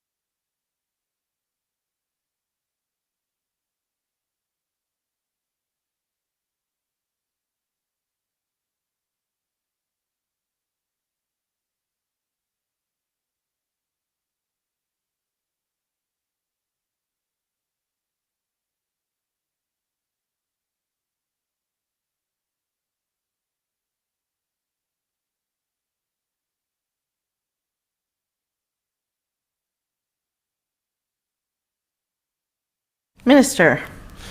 Thank you, Honourable Chair. So since July of 2019, when the first enforcement started, there have been 67 inspections that have resulted in the retail seizure of $13.4 million worth of cannabis. There have been 25 notices of penalty, administrative penalty. Now, just to remind the member that when a notice of penalty is issued, there is a right to a hearing. At this point, 3 of those notices have resulted in $1.2 million in penalty being paid. The actions have resulted in 167 locations have either shut, have closed, and stopped selling illegal product. Member. Thank you very much, through you, Madam Chair, to the Minister. So as we look at the illegal cannabis stores, and the Minister has indicated that his numbers are showing that they've actually reduced across the province, we're continuing to see a proliferation here in the interior of the province. It's quite apparent that these folks that are operating these stores care little for regulations. They're obviously not meeting the federal regulation with respect to the cultivation and purchasing or acquiring acquisition of products from licensed cultivators across the country. They're obviously not following any of the existing laws and legislation in British Columbia around the retail sale of cannabis. So then when we have a look at, the Minister knows now, the health authorities know that product that is being sold in these illegal stores does pose some form of public health risk. And also the concern that certainly I have, and I would assume that the Minister would share this, but I'll certainly provide an opportunity for him to comment.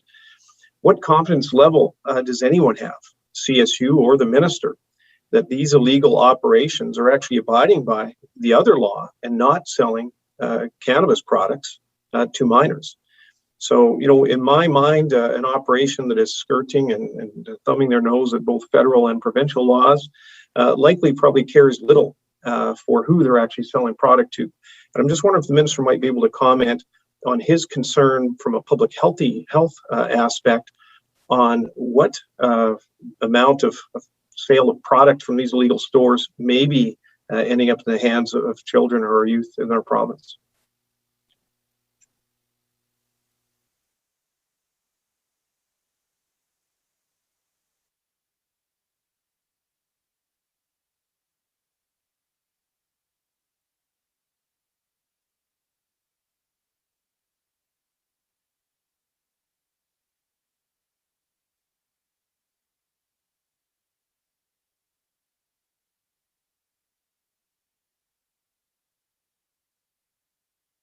Minister. Thank you, Honourable Chair. We take it very seriously, both in terms of government and in terms of CSU. In fact, public safety and young people is top of mind and front and center. The CSU, that's why enforcement is in place. That's why we've gone out and got things tested. That's why legalization took place in the first place. And I made it clear that that this is an ongoing process, and we are seeing a significant increase in the legal market, and we will continue our efforts in that area. But protection of young people and youth is absolutely a top priority. Member. Thank you very much, Madam Chair. I just want to give my thanks to the Minister for his very concise answers, and also just thank you to my colleague and friend, member for Prince George Mackenzie, for providing me an opportunity to participate in this estimates process. Thank you. Recognizing the member from Prince George Mackenzie. Thank you, Madam Chair. Number of questions that my colleague asked were on my list as well, so that'll eliminate some of it. But I guess, are the community safety officers, are they mandated under the Police Act? Are they designated as peace officers under the Police Act?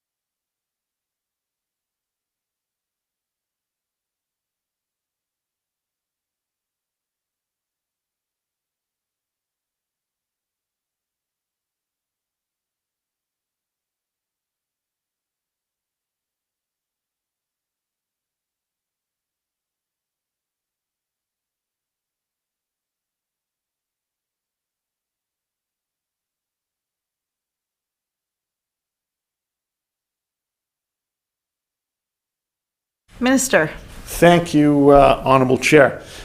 So yes, so first they are their authority is delegated under the director of the under the authority of the Cannabis Licensing and Control Act, but also yes, they are special constables. Member. Thank you, Chair. And all the community safety officers or offices fully staffed and resourced at this particular time?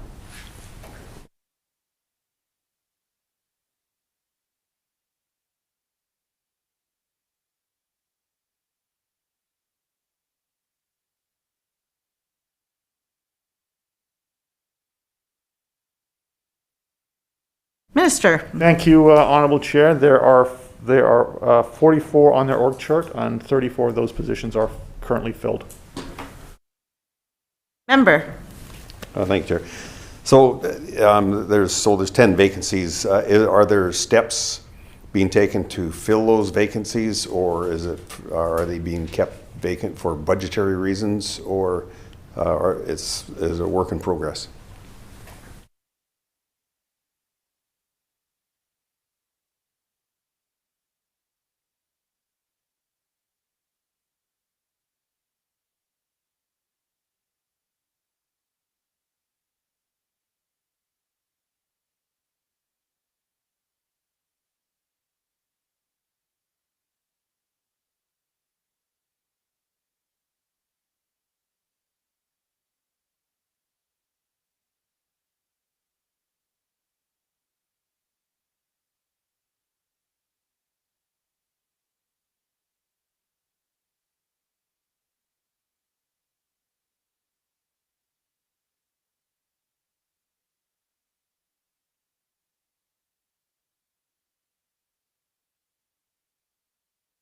Minister. Thank you, Honorable Chair. No, it is. We are working to fill those vacancies. I will say, in some locations, it is proving actually to be a little challenging to fill them, but we are working to fill them. Member. Thank you, Chair. And of course, that was my next question: is whereabouts are these resources located in the province?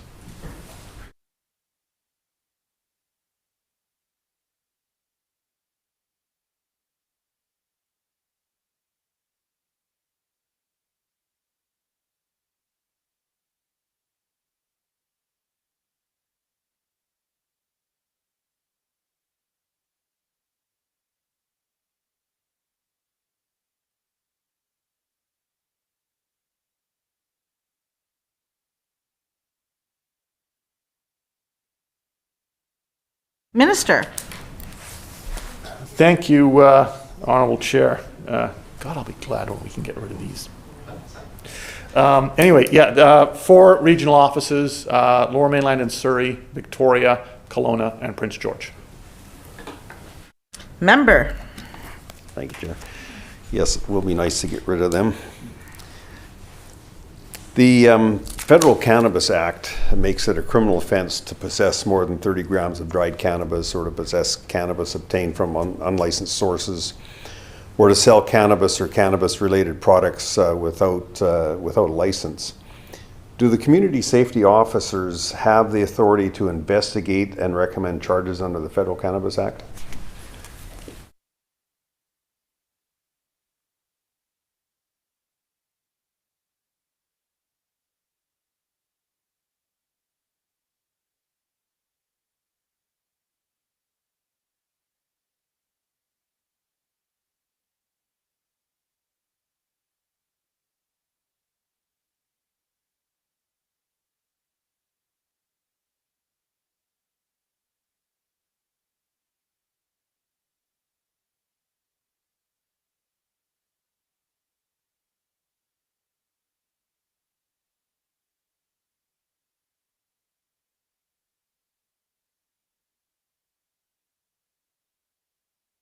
Minister. Thank you, Honorable Chair. The short answer is yes.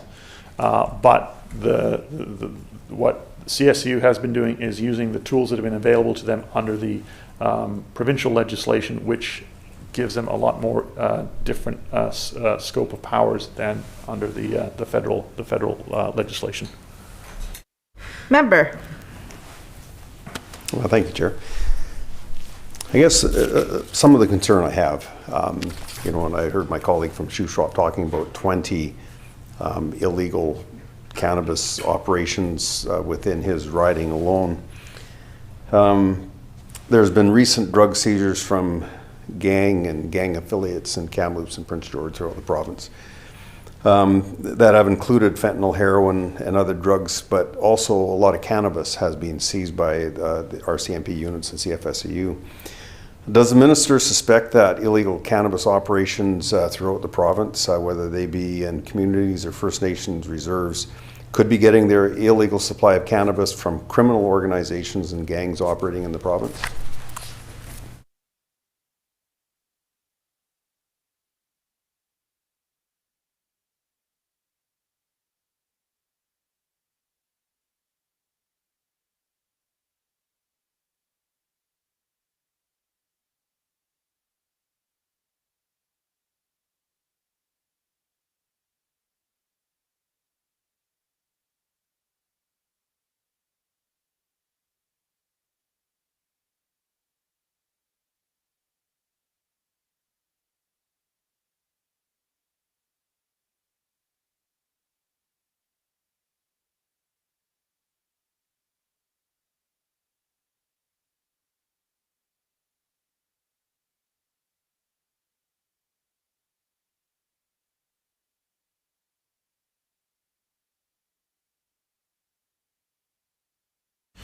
Minister. Thank you, Honorable Chair. It is an illegal operation that is selling illegal product, and they, I no doubt, obtain it from a variety of illegal enterprise. Some of it, I've no doubt, may well be organized in a criminal organization, but it also may be from those who are abusing the MRM, the medical licensed cannabis growing opportunity that is pretty significant, and an overproduction finding its way into the illegal market as well. So I suspect it's probably a variety of different channels where illegal product may be coming from. Member. Well, thank you, Chair. So I guess when I look at the prospects of criminal and gang involvement in the distribution of illegal cannabis, it elevates the situation somewhat from a public safety perspective, but also from a criminality perspective. And I do understand the benefits of doing things administratively under the Cannabis Act, under the Provincial Cannabis Act and regulations. But I'm wondering where that threshold is, if it's known criminal gang activity involved in the supply of cannabis to some of these organizations. What is the minister's position on pursuing things criminally rather than administratively?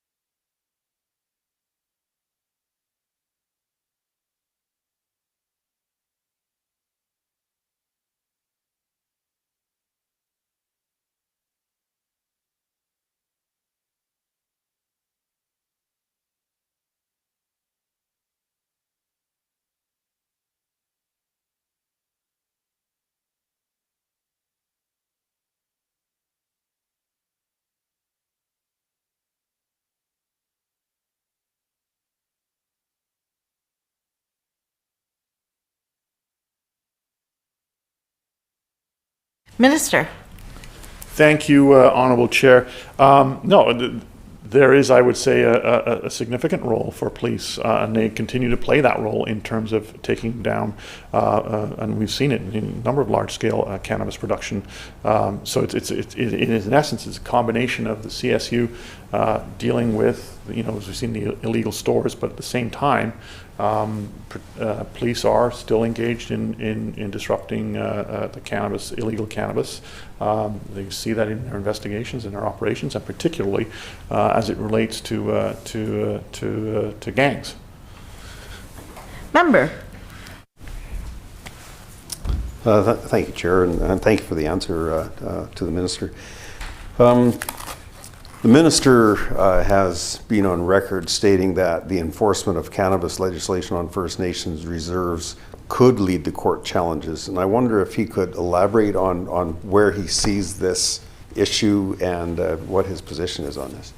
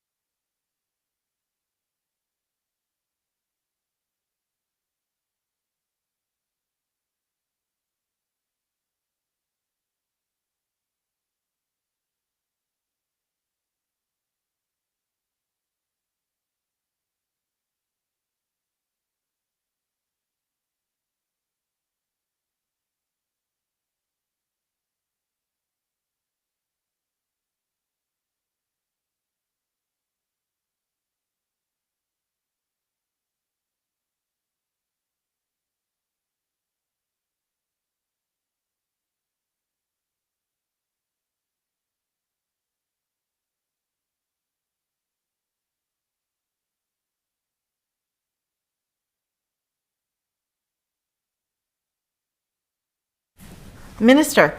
Thank you, Honorable Chair. And no, that's always a possibility. It's not an approach that we're wanting to see happen. It's one of the reasons why we have been working with First Nations, and we have seen now an increasing number of interest in the Section 119 agreements to participate legally.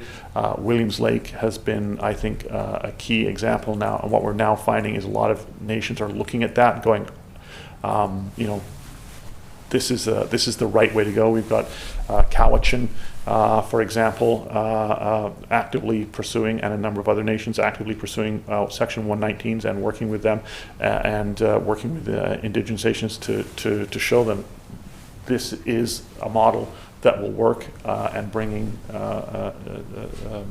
Indigenous nations into that legal market through that, and we will continue to work with them to ensure that we can that they can take advantage of the economic opportunities by participating in the legal system and through that 119 agreement.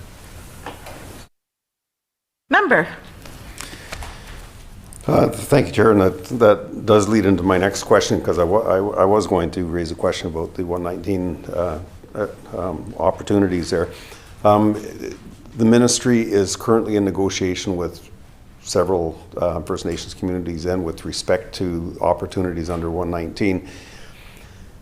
But, you know, I go back to our committee stage on the amendments to the Provincial Cannabis Act and the fit and proper section of that. So very comprehensive and very restricting on who can apply and associates of who is applying, and in that manner. I'm wondering what the minister's thoughts might be with respect to those opportunities with First Nations bands and band councils that have been supporting the illegal cannabis operations within their community.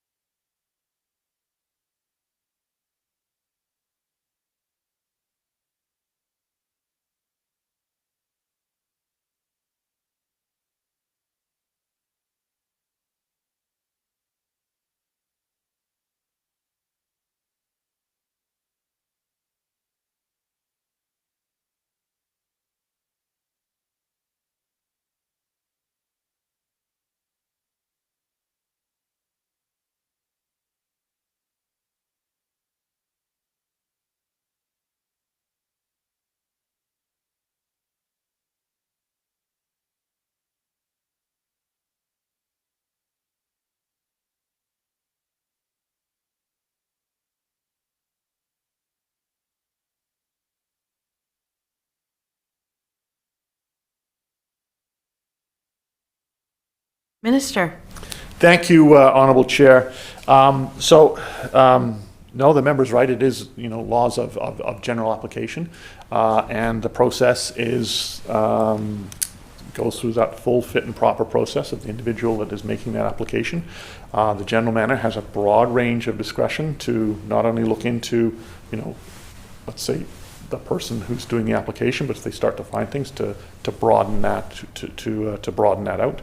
What we have seen to date is that that process has been working, and there has not been a reluctance, I'd say, in terms of us being able to come to recognize that Section 119 is the right way to go. And when the application is in, they know that this process is in place. Member. Thank you, Chair.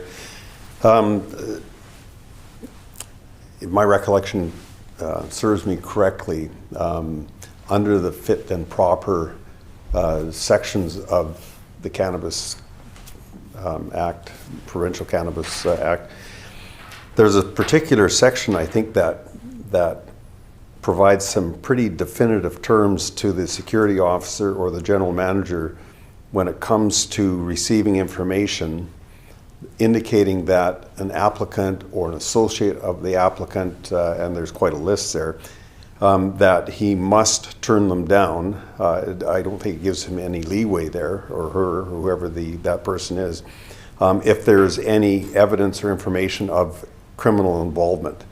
And I go back to my earlier question where the Federal Cannabis Act makes it a criminal offense to sell or possess illegal cannabis it doesn't matter where it is in the province here. So it's pretty restrictive there. So I'm just wondering and hoping maybe there might be a educational program out there for a lot of these First Nations communities that are allowing this to take place within their communities, that this is criminal and it could jeopardize their opportunities under 119 perhaps, I don't know.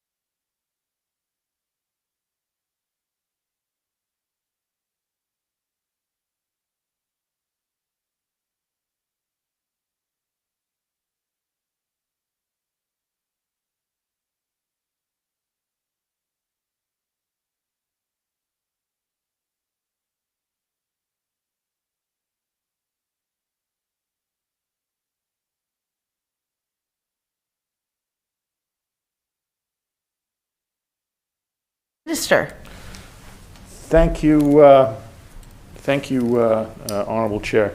As I said, there is that the thorough fit and proper process, and the general manager does have discretion, and all of those things come into play in terms of background checks and everything else. But the member also does raise a very good point around the education, and that's why within the Cannabis Secretariat we have a working group that works with the First Nations Leadership Council in terms of on that, the role of a Section 119, how it can benefit, the advantages of that, and as part of that discussion is, look, here are the risks of being outside of that system. And so that's why we are now seeing considerable interest, particularly as we've got those first agreements in place, and nations are able to see, it's gone from, as we talked about on a different topic here, it's gone from the conceptual to the actual, and here's how it works, here's how it benefits, and here's the path in which you can follow. Member. Thank you, Chair. And good to hear. It's like I said, it's a transition that we're going through, and that we'll have some growing pains over the early years here. So one final question under the LCRB regime that we're in right now. This deals with liquor licenses, and I understand that the responsibilities have been divided up between this ministry and finance. So I'm not sure whether this question pertains to your ministry or I've had a number of constituents from various areas in the province talk to me about the provinces having a freeze on new beer and wine store licenses until June of 2022. Would that fall under this ministry, or would that be the responsibility of somebody else? Okay.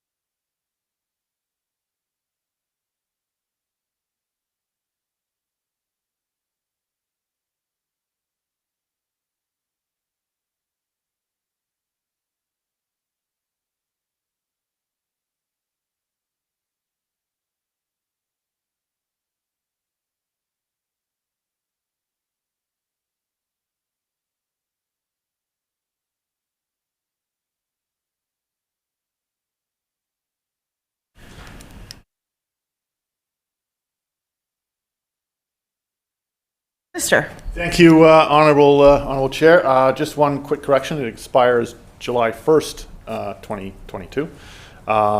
And that the moratorium is in place. I fully expect the moratorium to continue, and I'm dealing with that in my ministry at the current time, and I will have more to say on that in the not too distant future.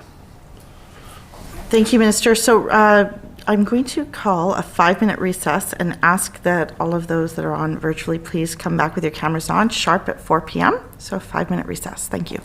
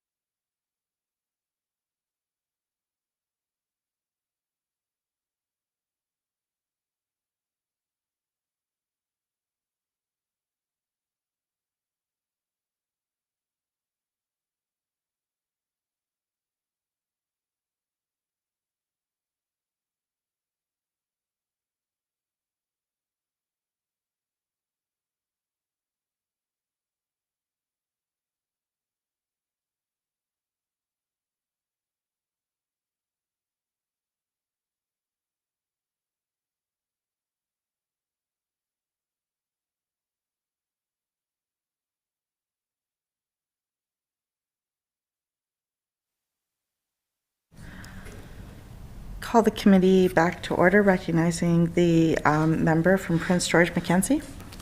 Thank you, Chair. And just to follow up to the minister's last answer, just wondering if he could provide some background or some rationale for this moratorium on licenses.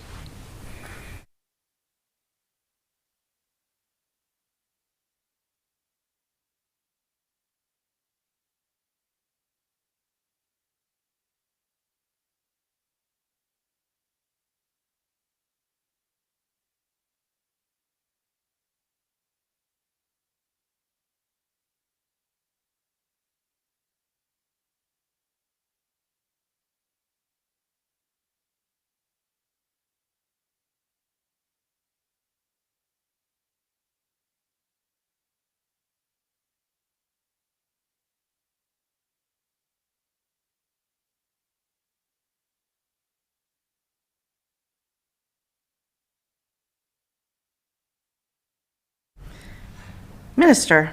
Thank you, Honorable Chair. The policy has been in place since the early 90s, and it has two key components. One is public safety, and the other is market stabilization in terms of those who made an investment in a regulated market, and it ensures that stabilization remains in place. And as I said, I'll have more news on that in the not too distant future. Member. Thank you, Chair. Appreciate the answer. So we'll switch gears now and we'll go into corrections. I understand that BC Corrections, prompted, of course, by COVID, released inmates to help mitigate the spread of COVID within the facilities. On a percentage basis, what volume of inmates remained in custody, and is this still the operating procedure being followed today?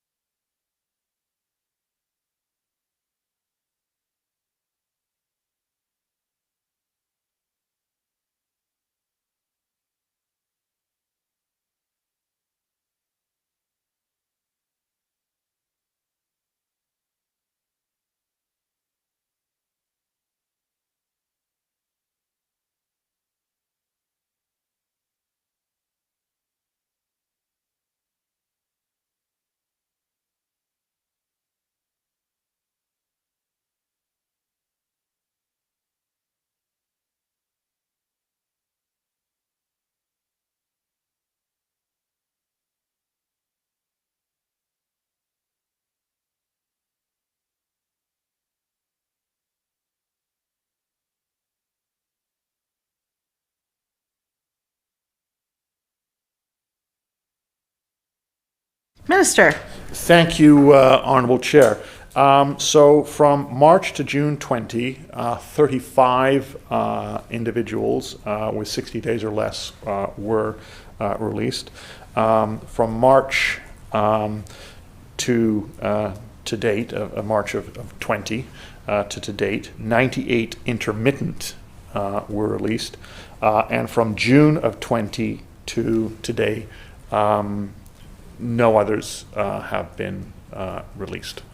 And in each case, those releases are on a basis of set criteria and an assessment of the individual.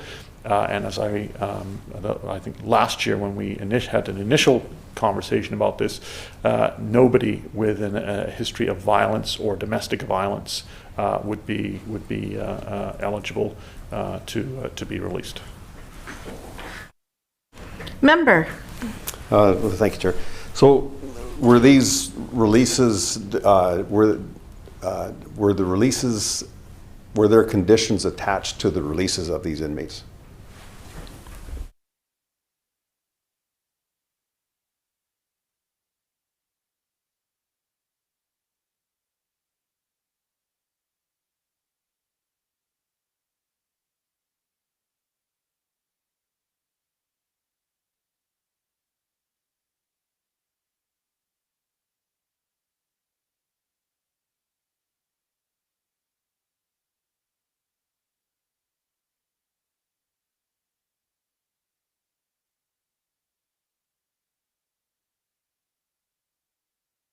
Minister. Thank you, Honorable Chair. Yes, there were conditions, and they would depend on a number of circumstances. Obviously, each individual is different, but for example, whether they were going to a halfway house or to a residence, things, obviously the obvious ones, keep the peace and those things. But yes, there would have been conditions in place.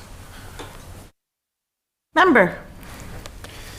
So has Community Corrections seen an increase in their workload because of this program and a subsequent increase of administrative justice offenses where people have failed to abide by those conditions? And have they been required to supervise inmates who are released under these programs?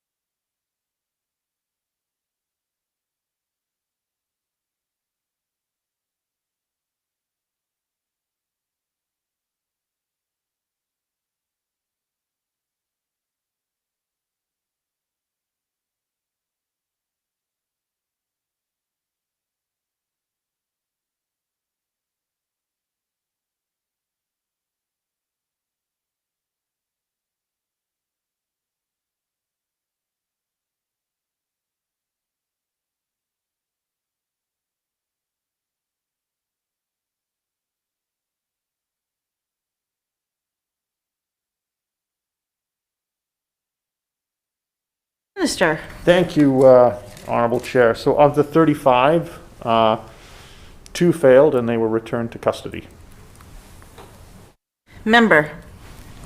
Thank you, Chair. So we spoke about it earlier when we talked about administrative justice offenses that the police deal with, and the change by prosecution services to release more people on consent releases over the past year or so because of COVID, probably trying to prevent the spread within our correctional facilities and whatnot. Have probation or community corrections has their workload increased as a result of administrative justice offenses associated or attached to these consent releases by prosecution services?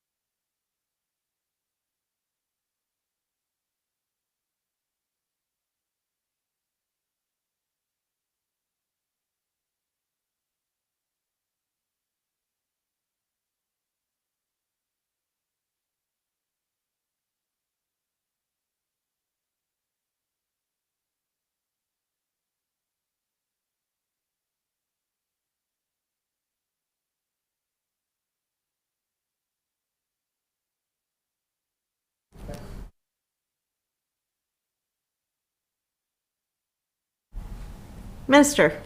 Thank you, Honorable Chair.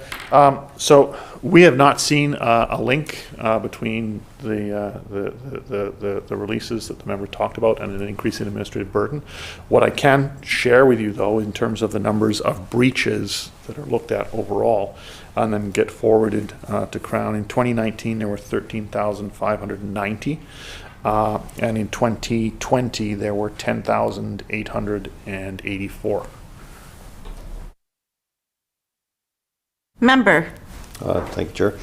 So that was my next question, actually, was how does community corrections deal with breaches in the normal course of their duties when they come across them? So I understand then that 13,590 were forwarded to Crown Council, and last year there was 10,884 forwarded to Crown Council.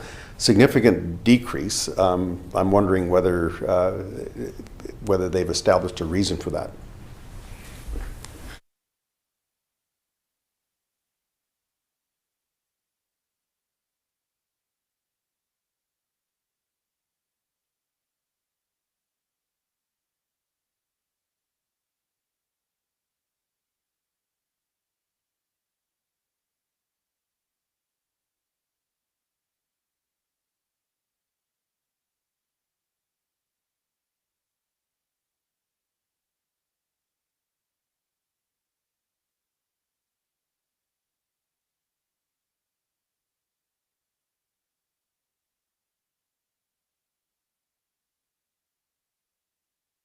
Minister. Thank you, Honourable Chair. There's a number of factors that maybe play the two obvious ones. One is the pandemic, and that also resulted in a reduction of I think by about 1,500 that probation was supervising. Member. Thank you, Chair. So wondering if corrections have any information on the recidivism of these individuals who have been breached, placed on further conditions, and whether they've fallen in line or whether they're continually breached by community corrections officers.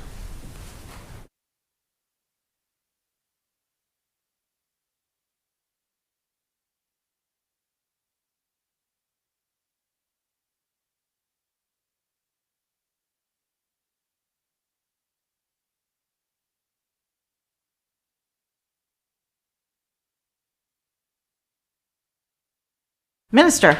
Thank you, Honourable Chair. We don't have specific stats at this point in time, but we'll be happy to put something together for the member. Member. Thank you, Chair. And the other question I have in relation to this is, it's my understanding that at any given time, community corrections have about 25,000 clients in the system. When we see 13,900 being breached and another 10,000 being breached, those are significantly high numbers. Just about 50% of the population is being breached for conditions. So I'm wondering if this is normal, whether they've experienced this over the years, or whether there's some reason why we see such a high number of breaches. And maybe I'm wrong. Maybe that 25,000 figure is wrong. I don't know.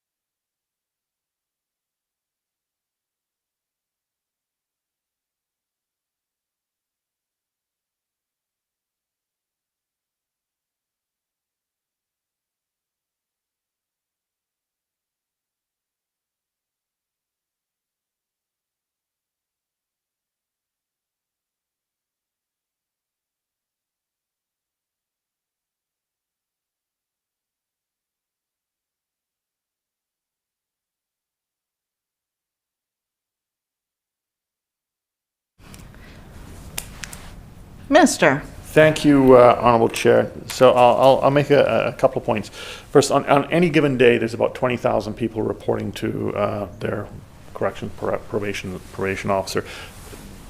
They're not always the same people, so that's not the same 20,000 people.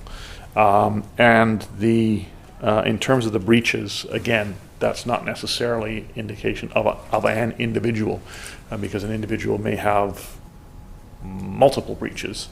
And so I don't have at this particular point in time exact stats on let's say an individual. We can get additional information for you. I'm happy to do that. In terms of the numbers themselves, it fluctuates. I'm not getting a sense that this is out of the ordinary from my staff. That some years it is up and some years it is down. But if we get additional information going back, I'm happy to get that for the member.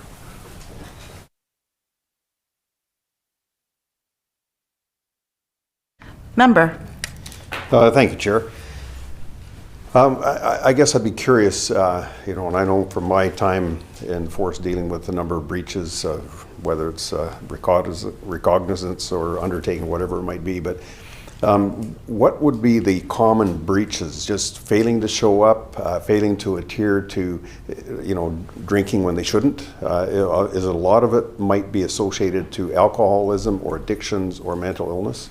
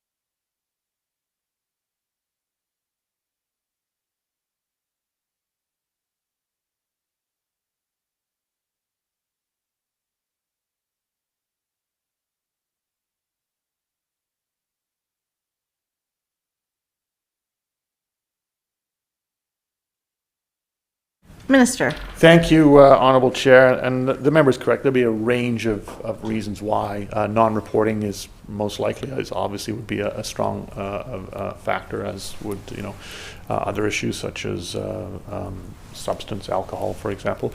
But what we will endeavour to do is get you a more detailed a breakdown of information, maybe through a briefing, in terms of just exactly what the causes or the primary causes or the list of causes are for you.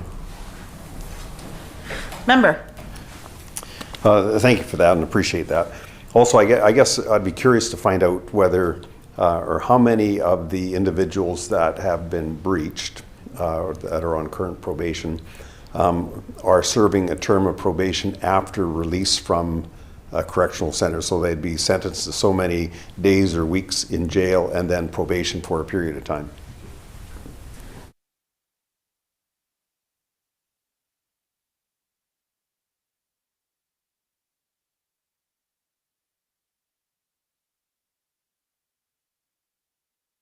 Minister. Thank you, Honourable Chair. We'll get the analysis done for you and provide you with a breakout. Member. What is the current ratio of sentenced inmates versus remand inmates?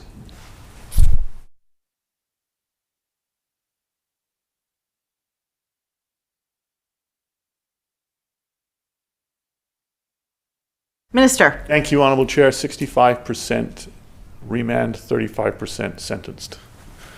Member. Were any of the remand prisoners released under the COVID release program?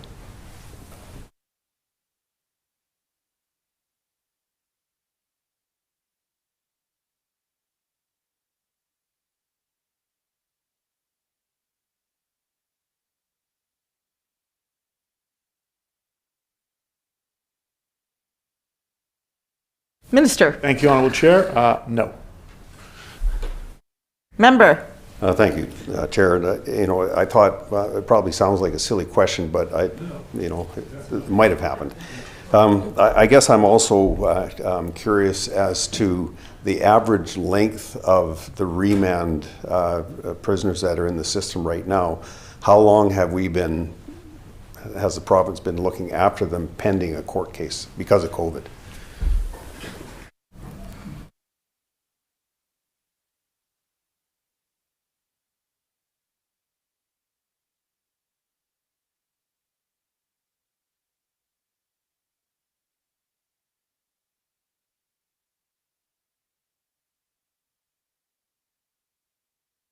Minister.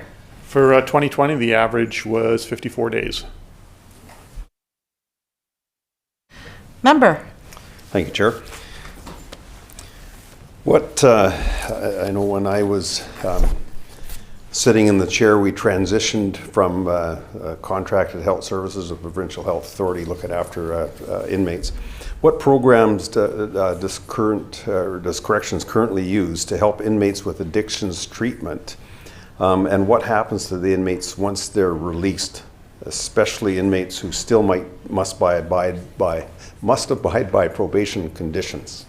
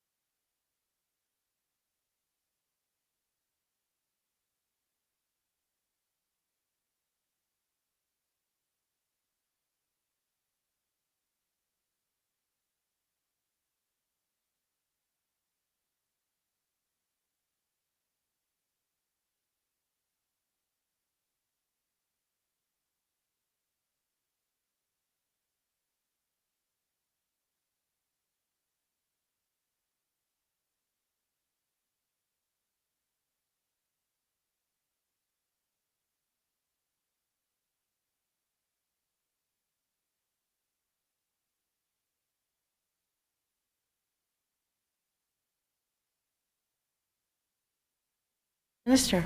Thank you, Honorable Chair. And there are a number of substance programs available to inmates, as well as opioid replacement. And when they are released, there is 30 days of transition, so they're supported for 30 days by teams outside in the community to ensure that they are able to get the services that they need. As well, in many cases, they will be given a naloxone kit upon their release. So there is a pretty comprehensive program in place. Member. Well, thank you, Chair. And that was one of the concerns I wanted to raise too. Everything's kind of leading together here, which is good. Because we have seen cases where individuals that have built up a tolerance for fentanyl and other serious drugs, and they go into an institution or they are taken off of that for a while, and then they come out and they unfortunately take an overdose because their body's not used to that amount of drugs anymore. So has corrections had any, do they have any statistics on how many inmates may have overdosed on fentanyl or other opiates after release from corrections facilities?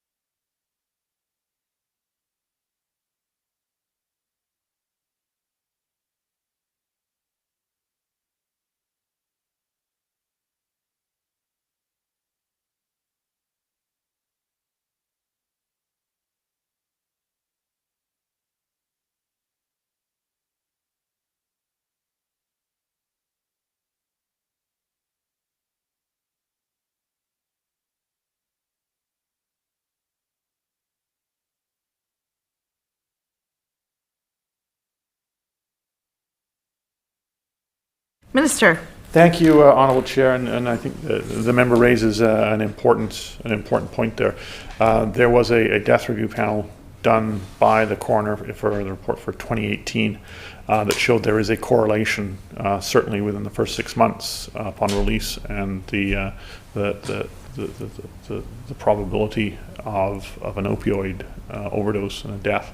Now, it would also be important to note that that work would have been based primarily on information and data before the transfer of health services to PHSA. So, you know, I think we need to look at under PHSA to get a picture of where things are at right now. Member. I appreciate that answer, and this is another one of the complexities of our new society that we deal with. So I'm just, hoping, and I'm sure they are, that, corrections staff are very much aware of this risk, and that there's programs in place to mitigate these kinds of things down the road here. So that pretty much concludes my questions on corrections. I appreciate the staff that helped out on this. We'll switch gears now, just a couple of short questions pertaining to the coroner. And then I've got my colleague from Cariboo North that wants to ask a couple of questions on Emergency Management BC that will probably take us to 5. Okay.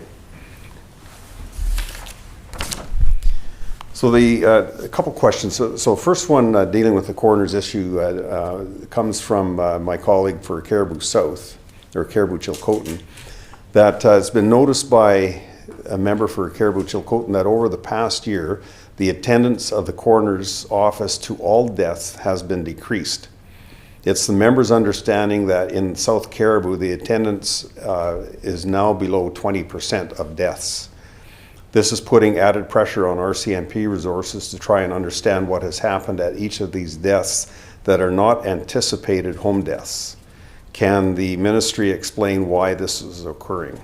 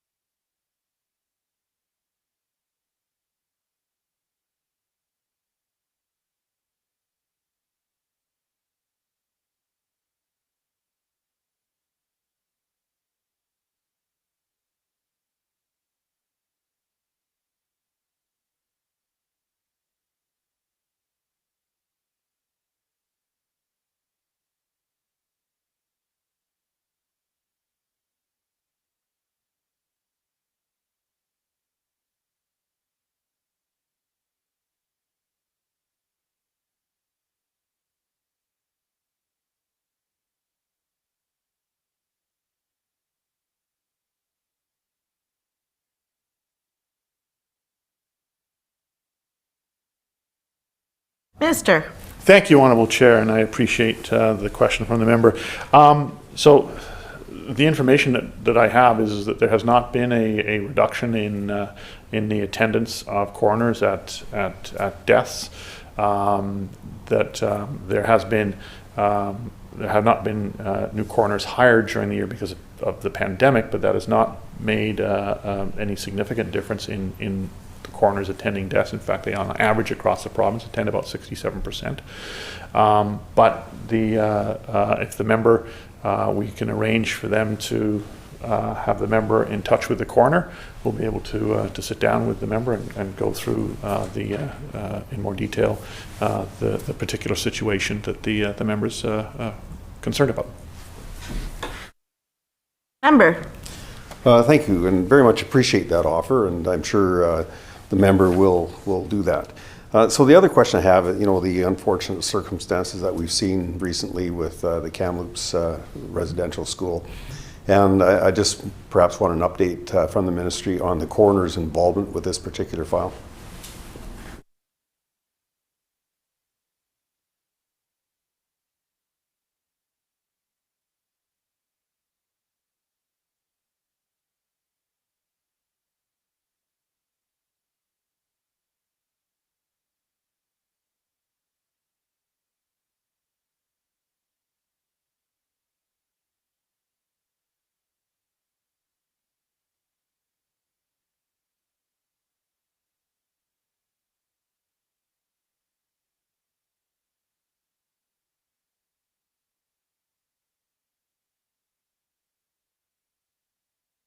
Minister.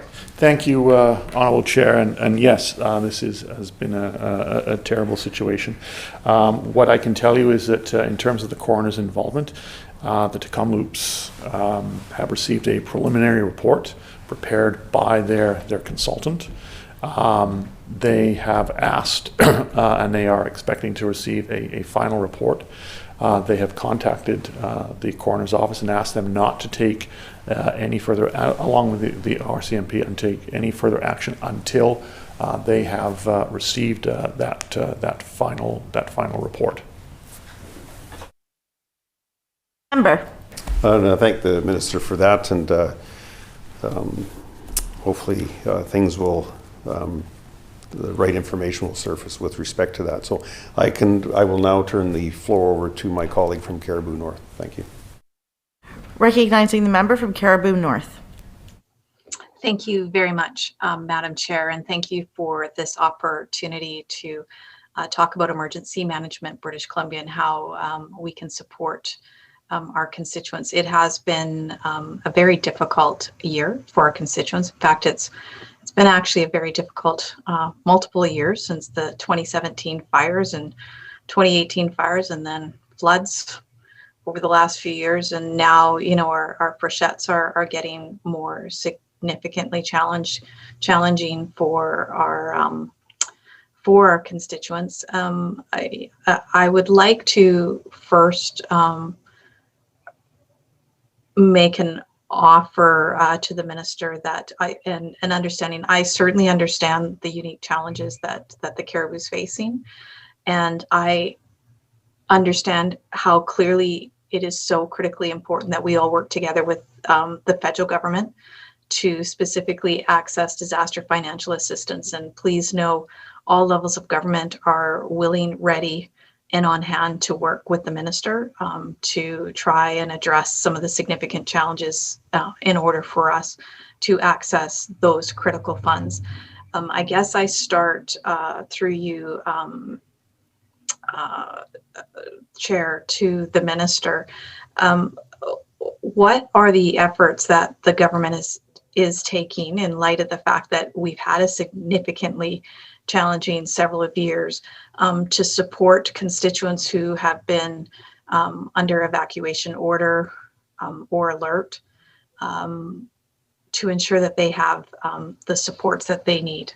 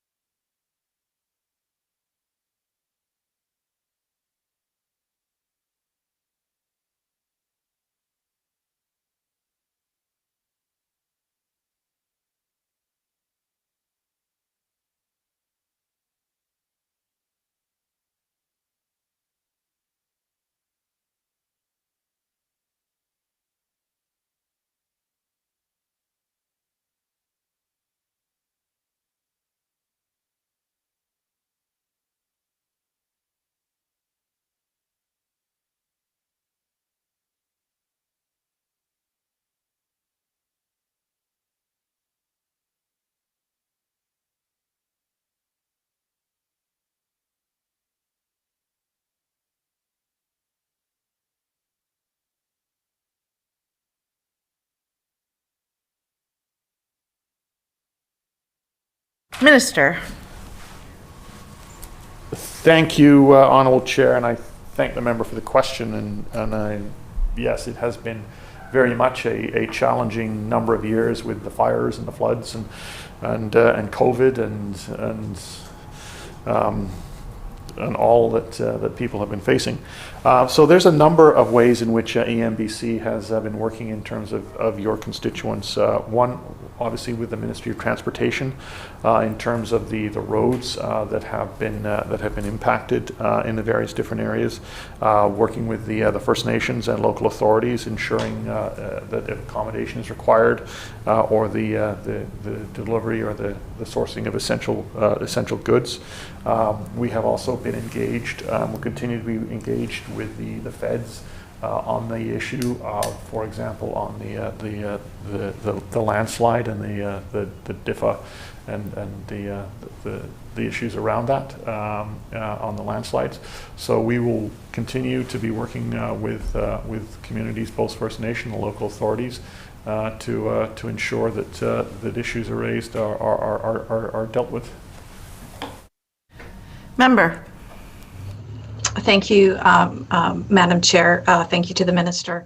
I'm glad that the Minister raised landslides because a number of our constituents have been impacted truly by weather events that have created where we have,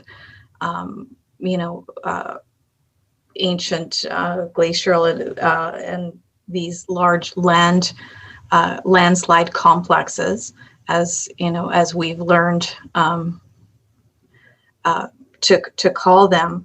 The challenge that we had is over last year, we had over 200 roads that were impacted and several homes that were evacuated. And we've seen $0 in disaster financial assistance. When I, work closely with our Cariboo Regional District, they're working incredibly hard to help support constituents. But as of last year, every file that they brought forward were denied funding. And this year we have more constituents that have been impacted. And, the fact is you get evacuated from your home. Insurance doesn't cover it. The majority of the people that are impacted are seniors. And the reality is they're not going to be able to go back into those homes. In many instances, they're facing significantly large bills on trying to, requests that the government is putting in to try and fix certain areas. And so while I appreciate that the Minister has acknowledged that you're working with the federal government, we're in year 2. And to date, we've seen no assistance of the people that have been evacuated through the programs that in the past, traditionally, we've seen support for people. So I appreciate that the Minister said that he is working with the federal government. I think that's critically important. But I guess my question is, why haven't we seen any results, and why hasn't there been any money to help support these people who've been impacted by landslides?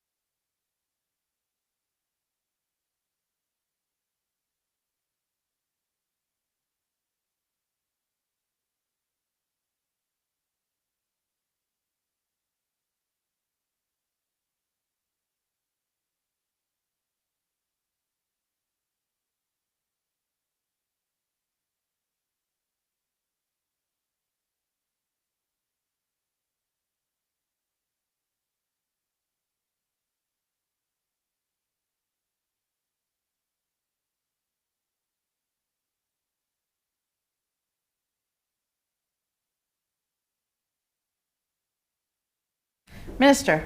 Thank you, Honourable Chair, and I appreciate the question, and I fully appreciate the issue that the member is raising. And one of the challenges we face is the regulation and and DIFA as it's currently structured. When it was put in place, it was very much designed for this sort of the immediate event, which is, and it's been in place for many years, which is the immediate event, so the fires and floods. And it has never really been designed for the issue around, for the longer term challenge, such as the landslides, which the member raises. And I recognize that is an issue.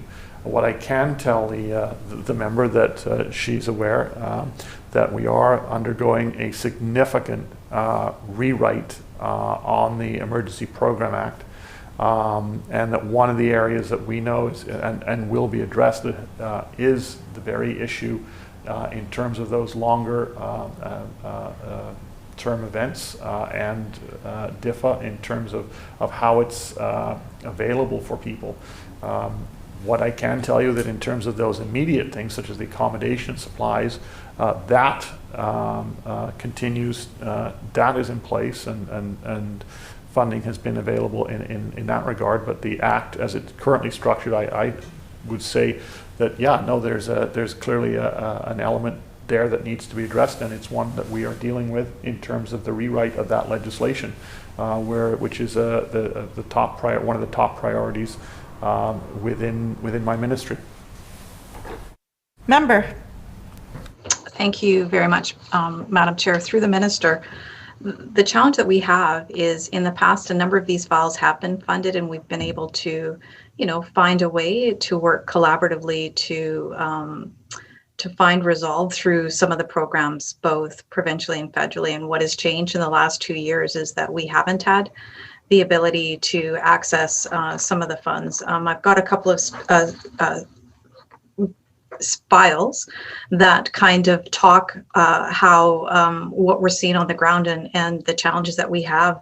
So the first file is, I received a call from Diane Thompson talking about workman slide on the Nasco River. The geotech report said that the land is still moving where their home is, and this has been ongoing since 2018 after the 2017 fires.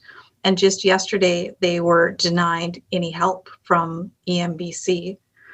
I have another file that Dennis he was evacuated in 2020. Dennis, and we appreciate the fact that he was put up in a motel from April to August of 2020. Unfortunately, Dennis, a senior, ended up in the hospital, all sorts of significant challenges, but came back and was told that he has to now put a retaining wall, and he can't afford it. And, he lives in absolute fear every single day that he's going to find himself in a position where we're going to see, significant damage to his home again. And again, I will say we have extraordinary staff at the regional district who try so hard to support our constituents access services and funds that they need, but we're just hitting roadblock after roadblock. And, another one, and maybe there's seniors, these are people that have contributed so much to our community. Another example that just came forward to us, well, it's a file that we've had in the past, is Marilyn and Joseph Davis at Hawks Creek. And the challenge that they have is they have a stump that's lodged in the creek, which is eroding their property. Their home is in jeopardy. They've been evacuated in the past. This is another area that was damaged in the 2017 wildfires. So now they've been told that in order to remove the stump, it's going to cost $240,000 to do the work in the stream to remove the stump. And there's no help from EMBC. They're 80 and 76 years old. And, the question is what are the value that, government places on these seniors? They were also given an outrageous amount that they could move their house. And I know in the past when we had issues at Cottonwood, when it was flooded, we were able to go in through EMBC and help find support for people that were impacted when there was flood happened and damage. So I guess through you, Madam Chair, to the Minister, why are we seeing in the last few years so many denials of support for constituents that in the past would have received funding through EMBC?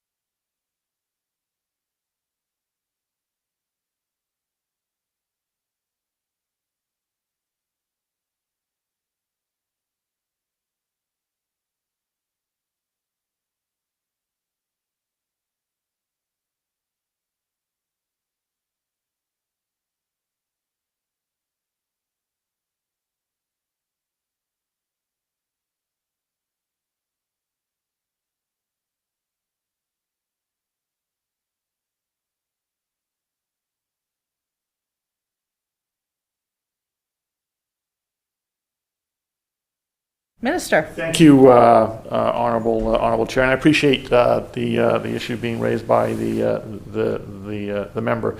I'll repeat what I said earlier, which is that the current structure of DIFA is around the immediacy events, and so when the member has raised, issues in previous and it's related to the floods, in that case the flood is what DIFA is designed for. Some of these specific issues and specific cases that it may well be because they fall outside of that of how the program is written or the regulations are designed for. But what I will do is take another look at the three examples that the member raised and see if and we can take a look at them. There may be something possible. There may well not be. But I am open to having an additional look at that. And if the member would drop those off, I will endeavor to do that. That being said, I can tell you that that's one of the reasons why, given the reality of what we've seen in terms of the fires in 2017 and the floods in 2018 and the change that we're seeing, in relation to climate change from the not just within government, but outside the insurance industry telling us the significant changes that are happening. The fact that the legislation we've had that's governing emergency measures, emergency management in this province is significantly in need of not just update, but in complete and total reform. That work is the top priority in my ministry. That is underway. This is one of those areas that we want to and are going to address. And so I look forward to being able to do that. In fact, I look forward to tabling the legislation. So the bigger issue is very much a priority. It's very much on our agenda. But as in as it relates to these 3 specific issues that the member has raised, as I said, I'm happy to take a look at them. Noting the hour, I ask the minister to move the motion. Honourable Chair, and it has been, I think, an interesting afternoon and discussion. I know that we will be continuing a bit on Monday, but with that, I move the committee rise, report progress, and ask leave to sit again. Thank you, Minister. Members, a vote is about to take place, and those participating remotely should prepare their voting cards. Members, the question is that the committee rise, report progress, and seek leave to sit again. Those in favour indicate aye. Aye. Those opposed indicate nay. The motion is carried. Thank you, members. The committee now stands adjourned.